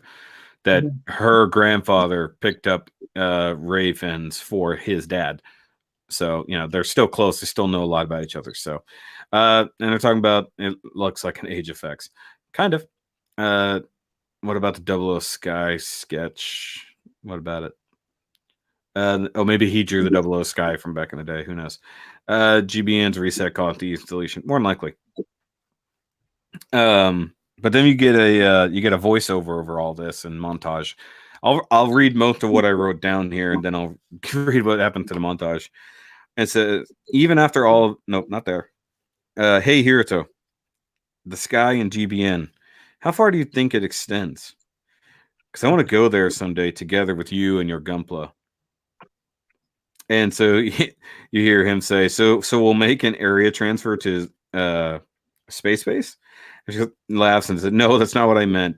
We'll go from here, across the sky, beyond the atmosphere, past the moon, Mars, Jupiter, even the rings of Saturn, across the solar system to the ends of GBN. Gee, I wonder where those solar system thing came from. Wonder if that's planets I actually managed to visit. But this is the weird part. Okay, so at the beginning, you can't tell who's talking. I thought it was a young Hinata talking because the voice sounded a lot younger. But then it's made clear a little bit later that it's Eve talking. Yeah. And he said, so you're sure we can do that? And then she basically says, long story short, basically anything can happen as long as everybody's feelings come together, all their thoughts and feelings and willpower come together, and any miracle can happen, like me. And he goes, what? It's just nothing. So she knows that she's an Eldiver and that she's a digital life form and stuff like that, clearly stating he didn't know at that moment. Okay, so imagine this. You don't know that your friend is an Eldiver, and they start falling apart and being deleted like this in front of you. What are you going to think is happening to that person? Yeah, that's... So, he's been searching for her, hoping that she's just diving somewhere else. And then to find out that she was an Eldiver, at least by proxy, I think he really didn't know. Even in her deletion, he didn't know. That's why he's still searching for her. Like maybe her character got deleted and she had to come back something totally different. Concept of togetherness in general seems to be yes, it's the magic of friendship and love. We already know how this works. I thought it was a beautiful explanation for the planetary system. Not gonna lie, I cried a little. It was nice. Yeah, that was an amazing scene. It really was. So does Hiruto have the Saturn 6 Gundam, or does he need to build it? I don't think we're going to get the rest of the planets, to be totally honest. We got another season for them to end. They had what? We got up to 5 this time around, and that was for one season. Yeah, and they're going to want to sell more Gunpla, so I think we'll have another 5 for season 2, and that would get us. How many planets do you think we have? Well. We only have 8 planets in our solar system, so I don't know. If you include Pluto or the moon. Pluto doesn't count. You take that back. No, because Neil deGrasse Tyson to take Pluto back, so no. But I imagine we're going to get the other ones. They're just whether or not they'll be compatible with the 1.0 core Gundam is going to be questionable. I think, for the most part, the body is the same. He changed out the chest to have a little bit more crystal going on, and then it got whatever's happening on the backpack that might be just new. Either maybe a condensers, or that's kind of where the beam sabers were in the first place. So it looked like beam sabers because on his sketch, it looked like it showed him them being a separate part, and his beam sabers are already very different looking. They're actually very 00 style beam sabers, kind of like what the Exia has, the flat looking beam sabers. Yeah. Okay. So they're saying we could have the sun. No, they're not gonna have a sun one. That would have been first. Kind of the first thing in the solar system. He starts at 1, unless we're going Sol 0, which is like the big one. Which Jupiter armor is awesome, but it's not even the biggest one. He's saying he's going to make an Eldora armor, maybe. We'll see, but not part of our solar system. But if they have Pluto on as a support unit, would be interesting. So with the Neptune armor, you have a Pluto assistant, so to speak. That would be interesting. But now we get the rest of the montage that was happening during that speech there. Was Par sitting, and then the sun rises over Valkylander, and he realizes what he have to do. because it's what happens. And then Kazumi's sitting there on the back of his boat. The sun's coming up. And then the wind changes, blows his hoodie off and messes with his hair. And then, of course, the flag that you saw. But remember what he said earlier. You got to read the wind and see the future. Oh, yeah. I can't believe I didn't pick up on that. I'm dumb. Yeah, that was the whole reason that the wind was supposed to blow in his face. So you could see what he needed to do, because basically it was like a smack in the face, like, stupid, you got to go do what you got to do. And that flag was the one that he had at the same one that he had in the festival, yes. And Hiruto is actually back at the G Cafe printing out a new shield, which I thought was interesting. So that's super handy. I wish that was a real thing. Yeah, if you could just rapid prototype a shield for yourself. And then you actually see May back at the bar making a plan with Maggie and company. And she's doing her command May with the handout thing. This is what we must do. To point at the screen, it must be very handy to be able to stand on a laptop and point like it's a giant projector behind you. She wasn't even pointing at the screen. She was but I'm saying she had it behind her, so she's going like, ships full forward. Ray shields attack. Well, I know that the Mercury 1 armor wasn't the first armor, but it's numbered 1 because it's the first planet. Kazumi's flag, raise your flag. No, we're not starting the raise your flag song. But then we get the rest of the quotes here. It says, let's go to a faraway place beyond the galaxy, across the universe, as far as we can go. So he's landed on a random planet in the middle of nowhere, all the way across the universe, or galaxy at least, because 30 light years is nothing in the grand scheme of our galaxy. So there's still hope somehow that her data isn't gone, blah, blah, blah, blah. Resurrection on Eldora. Then the comms are back on, because of course they are. There's something weird about this. I don't know if you noticed this. So they get a notice on their phone that the comms are back on for GBN and everything else. Well, we knew the cell phone signal had come back because they could have conversations on the phone. But like the internet and stuff like that, and started coming back. So this article pops up. It's on Hinata's phone, and what do you see in that in the article that's on the phone? It's a picture of someone holding their phone, looking at their notification. Yeah, the thing. I was like, at first I looked at it. I'm like, that's an orange phone. This is an orange phone. I was like, did they literally just screenshot this and put it in the thing? Because I almost thought that too. It was kind of hilarious. I just wanted to keep going. You know what it reminded me of? It reminded me of our "Yes, I've already seen it" skit. Remember the screen cap of the thing on the wall? It reminded me of that. I just recently rewatched all the skits this weekend. I was showing them to somebody. But she's clearly Hinata's on her way to bow practice, or shooting, arrowing, archery practice, and then she wishes Hiruto good luck because Soul Zero is in orbit. No, we're not going. That's so common, Rider, to have the Soul Gundam or Soul Zero Gundam surrounded by the other armors floating around it. That's like so Sentai. It's not even funny. I'd be down for that. That totally actually seems a lot like Q Ranger. Actually, you know what he hasn't done? He hasn't done another partial swap of the armor. Yeah, especially considering that on the Earth 3 packaging, they make a big deal about doing the half and half thing, and we never saw that. The closest we ever came was having the V2's weapons on its back. What did somebody just say? Connections come back just in time. Sorry. Core Burning Gundam. No. Or Androias Corona Gundam. Some Walker, man. That pun deserves a damn it, Barb. That's funny.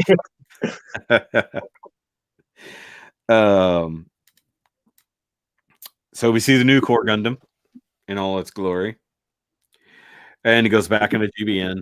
Everybody's back at the hub, quickly doing their thing, and they go all the way back to that same alleyway where this all began. May's standing there, and Hiruto walks up, and he's asking her, you know, after knowing all this, you're gonna risk your life on this? And I like her response. And it's just like, for her, she was born in GBN, whether it's his so-called reality. I love how she says that. It's your so-called reality or Eldora. It's just another world to me. You know, I can Yeah. go to a different world just by pushing a button. So it makes no difference to me. But as long as there's people who cherish that world, then she needs to help them. You know, that's what she sees her duty as. Um, which I think is basically how Hiruto sees it too. Like Hiruto and Mei are very different people, but they have been saying all along they're very similar, and that makes sense. You know, as long as someone cares about this and cherishes it, then someone should help them and protect them. And that's the same thing Hiruto's been doing all this time. And of course, Par walks up right then. Good thing about GBN, he can just walk up. He was running up. He was out of breath. He did run up. He was definitely out of breath, but he was also pretty upset. Which is also kind of funny considering it's GBN. Yeah. Oh yeah, good point. They don't get tired, so why is he huffing and puffing? Is that air you're breathing? Do you think that's air you're breathing? And he starts saying something after I didn't write that down, and then he says he doesn't want to stop flying. And that's heartbreaking, like, because in GBN it allows him mobility he doesn't have in the world. And the ability to fly and enjoy the power of flight, especially with Morgiana, means a lot to him. It feels like the subtitle ReRise solely exists to mock the first season. Yeah, it does.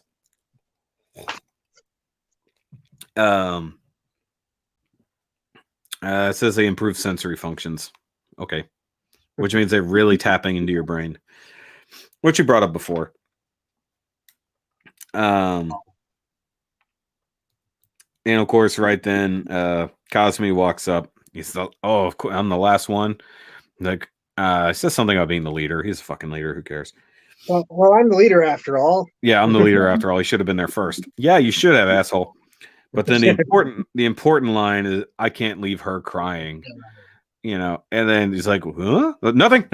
It's like, dude, just fucking own it at this point. Now that you know it's real, you can actually just let your furry love fly. It's not even your real dick. It's fine."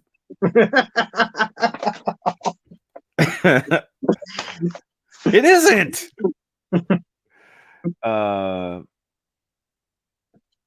yeah, they left Par in the rain with, on some stairs with no sign of a ramp in sight. Yeah, but I believe but he had a 4-wheel wheelchair, and some of those have like stair climbing ability. I've seen some really badass ones that can do that. And you don't have to risk yourself, and nobody else can. Hiruto really sounds close to Kyoto. Yeah, we already know. So they walk down the aisle or the alleyway, and they're like, "Well, okay, so how do we do this? How do we get back?" It's like, we can't contact them. We don't have a mission to go into like normal. How do we do this? So they just went there hoping. And of course, they're talking about it, and boop, the screen pops up. Yeah, because Freddy usually contacts us. Yep. Help us! Yeah. And if you notice, the screen is all pink and staticky now, not blue. So it's like the corrupted version in Alice's control room. Was it pink before? It was. Oh, I have to go back and look in episode 1 to see if it's pink. Because I remember it came up all staticky at first. Yeah, I don't think it was staticky at first, but we'll see. I'm gonna go back and look at that. But basically, they get the whole conversation like, are we really gonna do this? Excuse me. And said, look, if we do this, we might never come back. We could end up just like Masaki. And this isn't a game, and are you okay with that? And then Hiruto walks up. And at first I thought he wasn't saying this out loud, but they reacted to it. He said, I won't let it happen again. I've lost something, I put in quotes, someone that was precious to me. That's why I can't let it happen again. I was like, because the pain in my heart is real. And then, like, after he says that, that's when the signal from Freddy suddenly clears up, and basically least how I'm interpreting it is everybody decides Yeah, once that they're all on board. Yeah, once they're all on board, they can do it. So that makes sense. I'm trying to see, finding the moment where they actually log into the mission. There's May. There's the alleyway. Nope, it is purple. So it wasn't blue, and it was purple, but it was like, and it's got the S class things around it. So there you go. It is purplish pinky. So I thought it's not blue, but then it rolls into the intro, which I thought was weird. It's like, man, that was the longest cold open ever. The cold open that had credits and had a commercial break. God, so he's very confirmed. Freddie, it's me. And then Freddie basically saying, "Build divers, where are you? Help us, we need you." All that stuff. And you see him and he is like wrecked. He's still a mess. And presumably it's only been a few days, maybe not even a week since it all went down. So apparently not everybody's dead. But the fact that it ends, there's no preview, there's no next time, there's just advertisement for Gunpla. And Thursday morning, when I watched that, I'm like, what the fuck? It's like at that point, I was like, no, there's no season. They're not continuing the season. I was very angry at that moment. Sorry, his arm looks like it's drooping a little. It's been 30 light years. No, that's not true. What would happen if they flew to Earth? Oh, that's a weird thing. So when they're in GBN, is the home base Earth? I assume it is. Yeah. It's the opening. Yeah, instead of the end. What if the big beam attack was nuclear and all the puppet people are mutants now? It's not nuclear. It's clearly particle based. It's been 30 light years. Do you know how long 30 light years is? It's 30 years. Yeah, at the speed of light. I freaked out when I saw no preview. Yeah. Yes, the Twitter page says first season continues it. The Twitter page said that season 2 starts at April. It didn't say anything about continuing in January. And that was the posted. I'll be happy. But the thing is, with no preview, that really would lead to that not coming again. That's not Twitter. Now, I had it open. Something that I thought was interesting was on the article that talked about the Twitter post, they also showed 2 images. Yeah. One was Par sitting on a cliff looking over the city. The next one, it's the same view, but it's nighttime. The city's replaced with these purple lights, and you see the moon has this purple streak of light coming off of it. And Par's been replaced with one of the lanterns. Really? Yeah. That's interesting. I have not seen that. Where was that one? I'm going through their tweets. Gundam Kit Collection, or was that? Okay. No, it's Fred.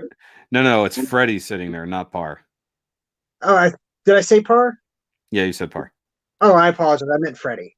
Yeah. So ReRise second season, 2020 April second season shows Freddy sitting on a cliff. You're right there. I didn't see a secondary picture. I just see him sitting there looking over the cliff at the bay where it used to be. Yeah, there's another. I saw another picture where it I'm trying to find it. I'm trying to find it, but that's the only one I saw for the actual official tweet. Next phase, Road to 2020. That's where everybody was freaking out. So they retweeted that. Translate the tweet. Yeah.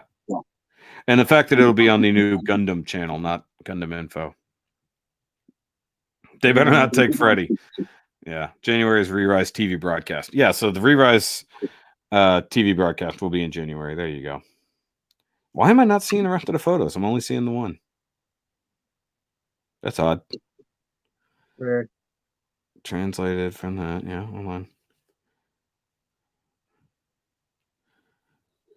Going all the way back. Okay, so I'm on the ReRise's original or actual Twitter. Scrolling through there. Their second season. That's funny. I don't actually follow ReRise. I should. I was on the bend. I swear. Oh, there's a little Freddy Christmas ornament. That's cute as shit. Freddy. Freddy at the unicorn. That's cute. There's a little bitty Freddy. That's funny. Core Gundam. I am not seeing those pictures. That's weird. I know I saw them. Well, I know, but I'm just telling you the only one I'm seeing is just the one by himself. I'm not seeing extra ones. I'm not telling you they don't exist. I'm saying I'm not seeing them. That's weird. Maybe they took them down. Spoilers. Google Translate of a previous tweet. First build fighter diver death. I don't know about that. No, other people have died for sure. Okay, so there's I'm not seeing another photo. That's weird. Maybe they took them down because it's only the one of Freddy. Maybe they didn't mean to spoil it or didn't want to spoil anything, so they took it down.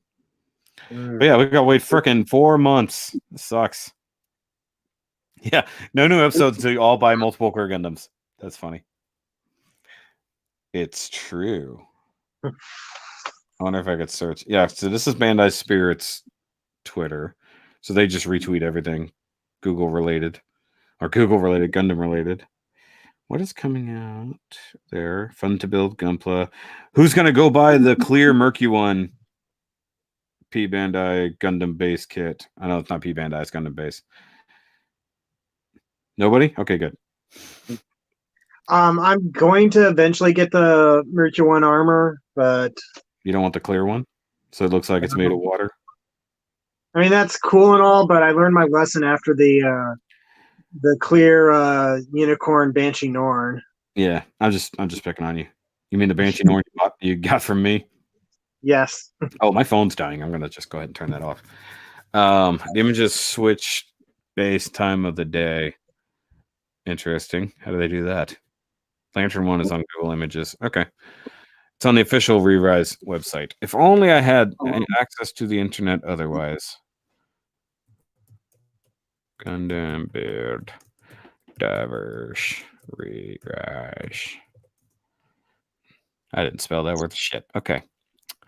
Don't laugh if you bonk your head on the giant gun in front of you. It's still like 6 inches in front of my head. So that's not where's the actual website for the...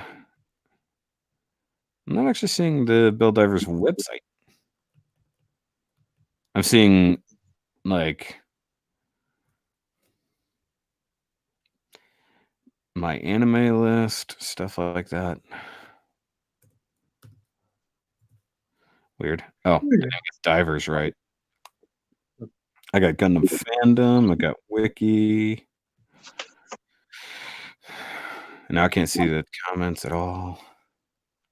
Lantern's on Anime News Network page. Eldora 30 light years away from Earth. Yep. Clear Earth 3, not Mercury 1. Oh, it's kind of hard to tell. They look so much alike. Why am I not seeing an actual website link? Either way, sadness and thrall. Okay, so back up. Oh yeah, I forgot this is Chrome. It doesn't do the good things that I like. ReRise. Season 2. You need to like be distracting people while I look things up. Talk about things. Okay, there we go. So somebody... Oh, did you find it? Okay, so it's one of their lanterns sitting on the cliff with what looks like the beam coming from the moon and then a bunch of one-eye pinkness on the beach. Yeah, and that spot where the lantern is exactly where Freddy was sitting. Yes, I gathered that part. So if somebody dies. Yeah. But that's the weird part is that's the only... The anime's website also revealed the teaser visual for second season. Okay. But somebody made a comment about like this season, the kind of making a joke of the previous one, and I think the constant comment here about this isn't a game is an example of that, because basically they went from this series that the initial stakes were, we don't want the game that we all like to break. They've gone from that to, oh yeah, these people in another world are going to get wiped out if we don't do anything. I clicked on the wrong thing there. So remember when we all had low expectations for the series? Yes. Yes, we did. Now, if only the new Doctor Who season could be good too, then it'll be a good makeup for last year's things. But I still don't have hope for that, to be totally honest. But that was kind of why I think that was kind of why you wanted to do this with me, because I was the one that was very hopeful and you liked the first positive about the first season. So we had sort of like we're going to have potential contrasting viewpoints, and now we both agree on the series that it's really cool. Yeah. Okay, so Rexia wants us to rate this series so far, this season. They're saying rank it with the other build series, whether divers or fighters. I'm gonna say that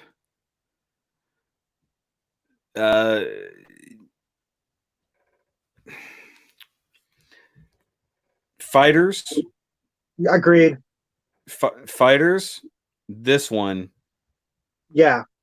Try. And then anything else, and then last season of divers. Are we including beginning G as well? Well, I haven't seen that to rate it, so I can't include that episode once. But I'm gonna tell you right now, it's better than divers. So I'm assuming that beginning G was better than last episode. Now, there were some things of the last series that weren't terrible, but most of it was bad.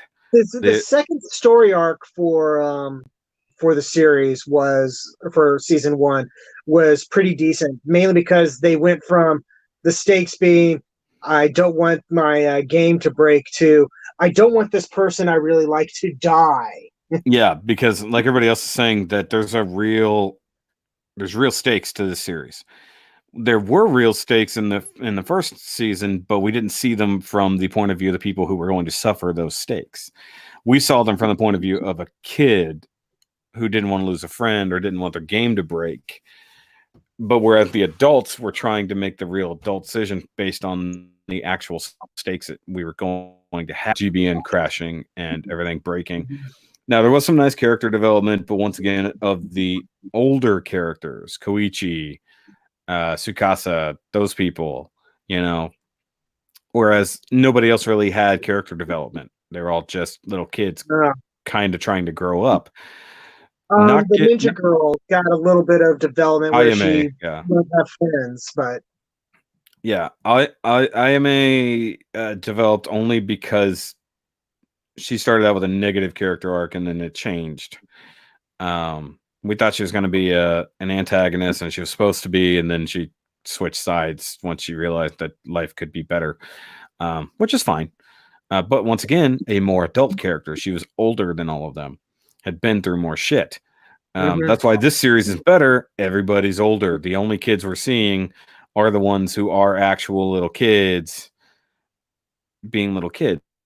And, having adult things happen, having adults playing a video game and expecting one thing and getting another. This whole series is played with expectations, and that's why it's been good. Last series did the opposite. It gave you it had the build up and then it dropped it off instead of build up and then raising it even higher.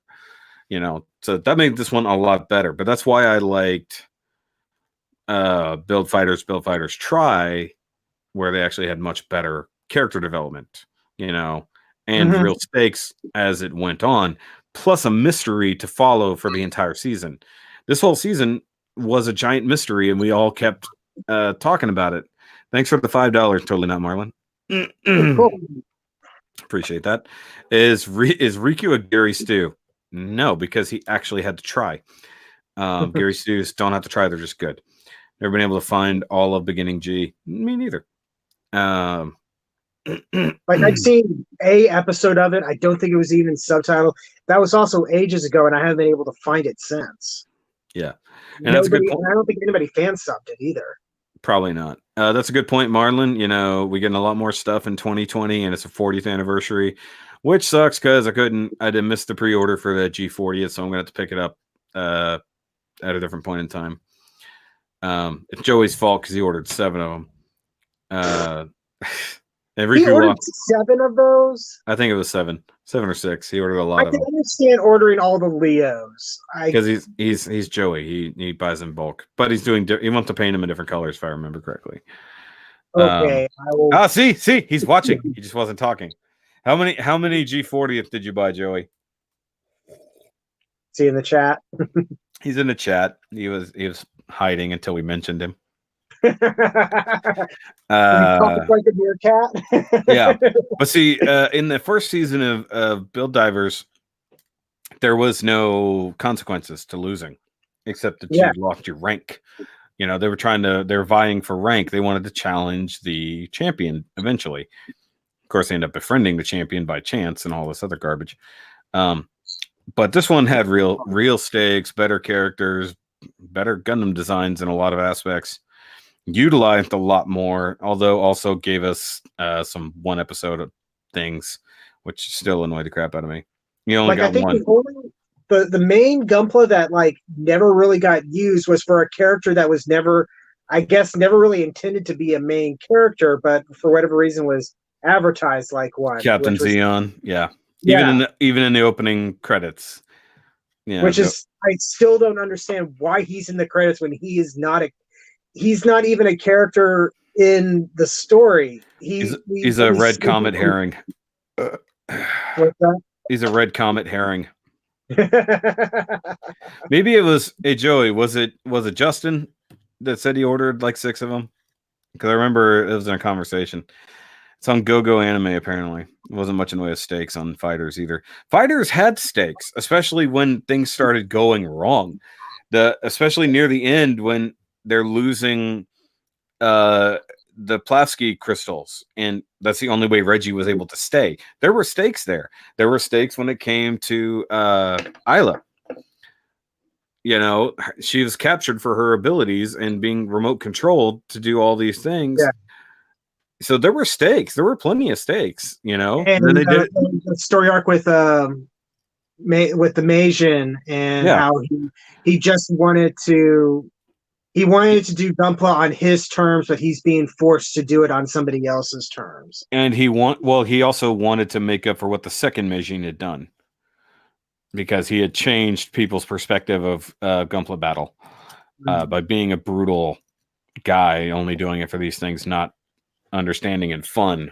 So he wanted to rewrite the name of Meijin and make it his own in the way that the older Meijin had.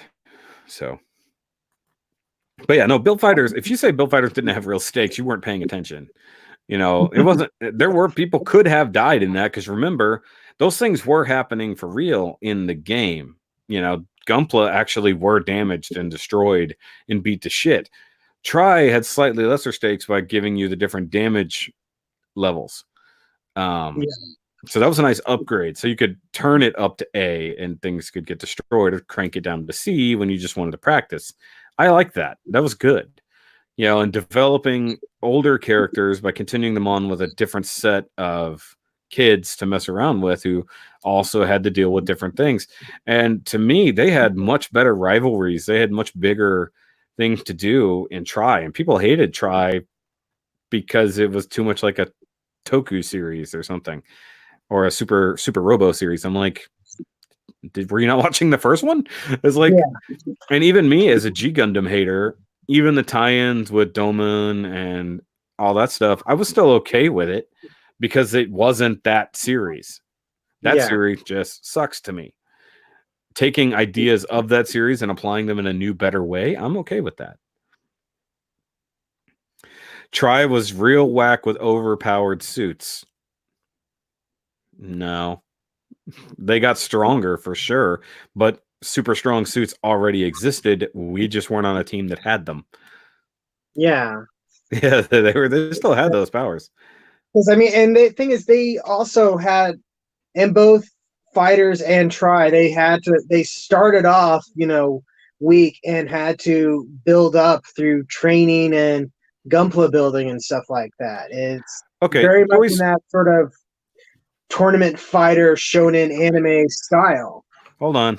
Joey just corrected himself. He says, for the G40, I'll have one straight build, one painted in anime colors, a real type color, G3, and the fifth will be a fun surprise. So he's a liar. He's going to have 5 of them. He just only has ordered one. Jackass. I mean, none of the suits in season 1 destroyed the moon. So they probably could have. They just didn't. They also altered a lot of what happened in there because nobody was assimilating to the Gundams like he was. So technology advanced. You got to remember, it had been years. Technology had advanced. Fighters have advanced. Gunpla have advanced. So yeah, he did a thing that crashed the moon.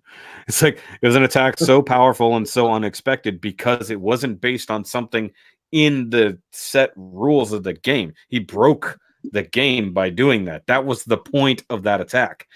It was not a programmed attack. It's something he came up with, and with his assimilation with the build burning or try burning. No, build burning at that point. It wasn't try burning yet. So it was a combination of his martial art techniques and using a Gunpla. It was not a programmed ability. That's why it broke the moon. Yeah, plenty of colonies were destroyed in season 1. Exactly. Yeah, I'm not a liar. You didn't read all my comments. I can't keep up with all the comments. There's actually a number of people in here talking. Crossbone was inefficient in long battles against strong opponents. Yep, because he said his particles. What are we talking about now? We're talking about build fighters all of a sudden. The action in Try was great. The fact that we overlapped episodes with one battle. The battle against the Tryon 3. Like when they actually went against the Tryon 3, that whole thing with I've already forgot the names at this point. I've got Build Divers names in my head. I can't think here.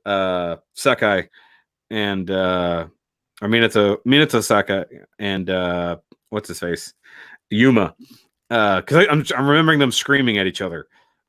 That the showdown between the Lightning Gundam and the Tryon 3 was amazing. You can kiss my ass if you disagree. I just love how they did the super robot style combination sequence. Yes, that was beautiful. And that was amazing. And the shot of everybody in the crowd going, what was that? That's What's that? Yeah, Hida Atarase brought up a good point. Remember when that plastic baseball knocked Kieran's soda out of her hand? So things could leave the battle zone if they weren't careful. Remember, he hit that little tiny baseball so hard, it flew into the crowd and knocked the Coke out of her hands. So there were stakes. Because it wasn't a digital game. They were playing with real things. Now, Island Wars was garbage.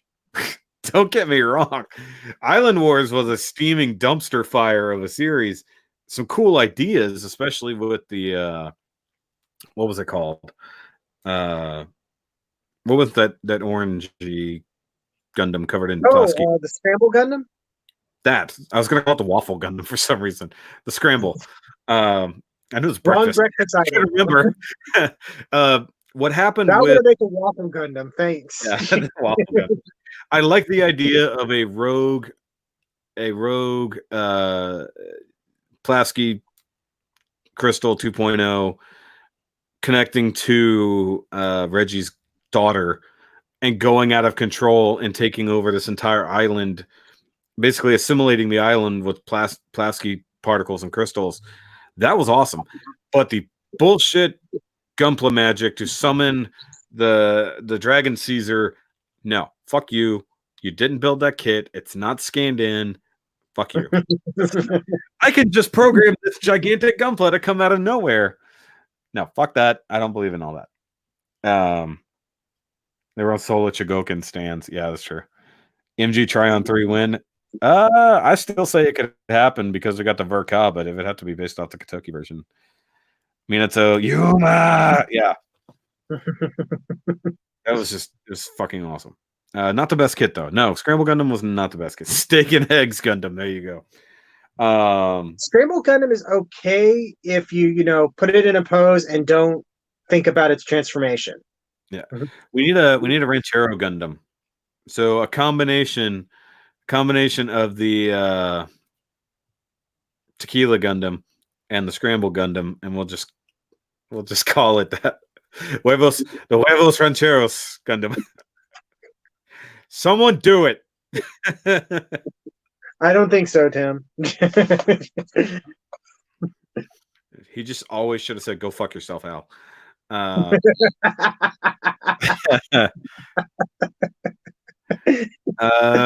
RG kits have an advantage over HG in build fighters? I don't know. I don't think there are RGs in build fighters.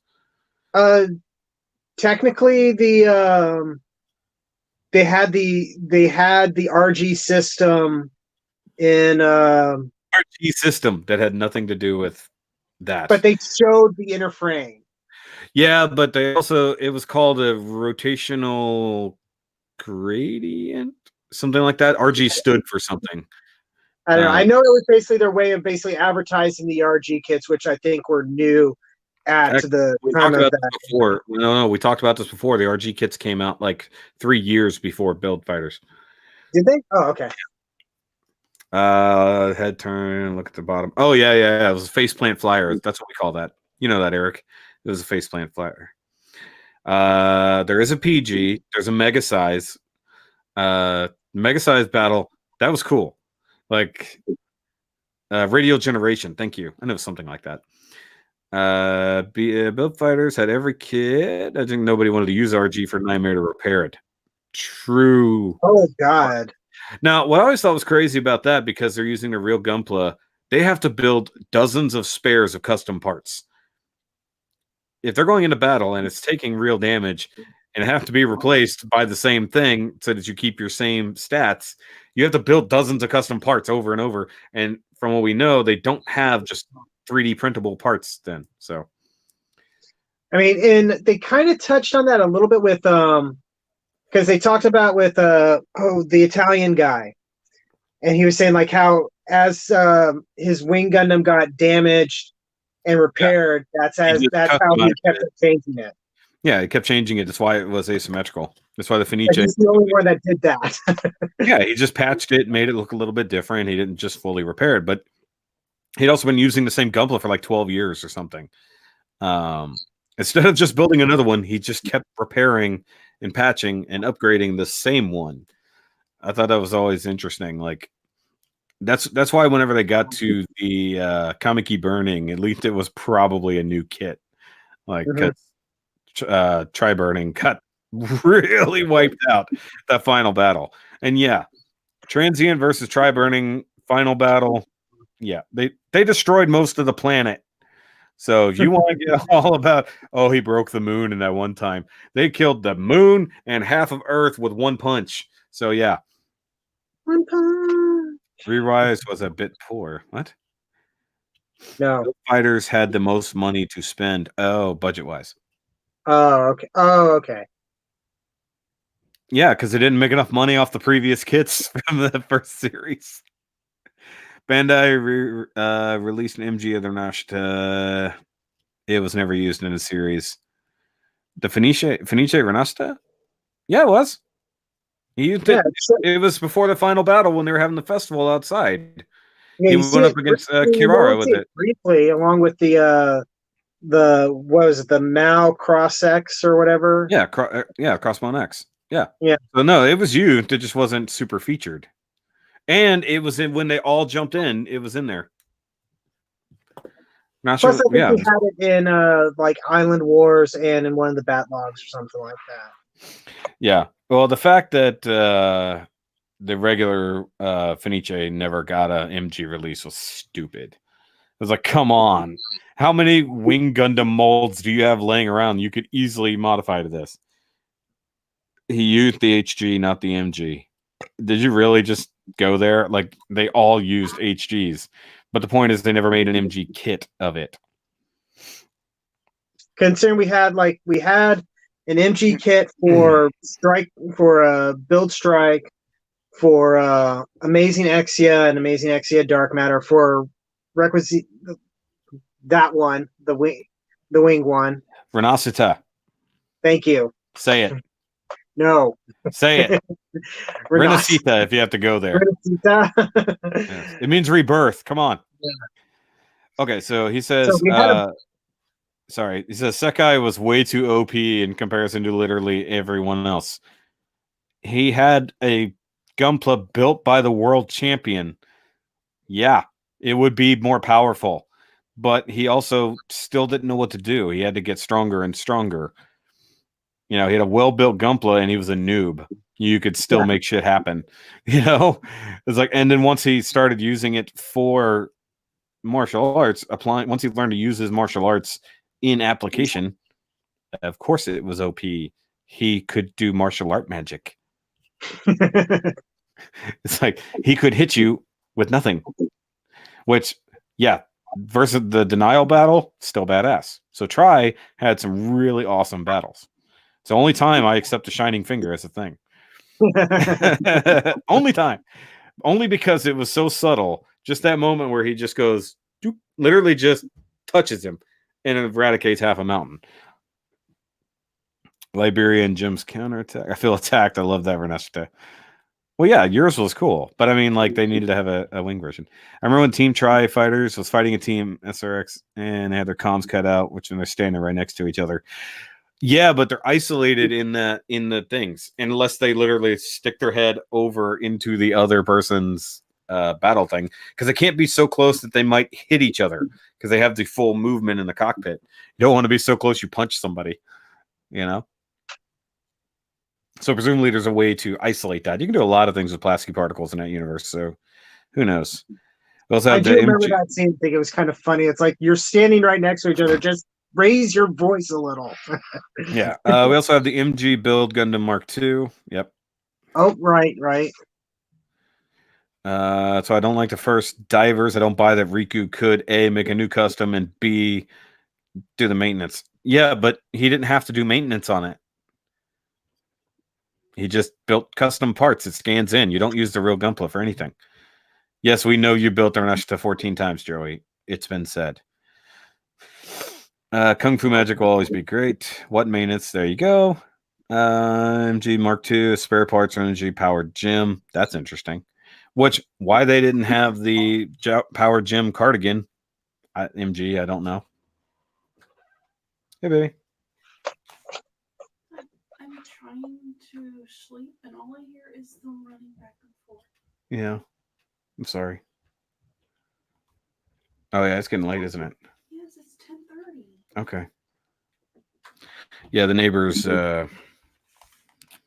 seemingly don't know when to go to bed anymore.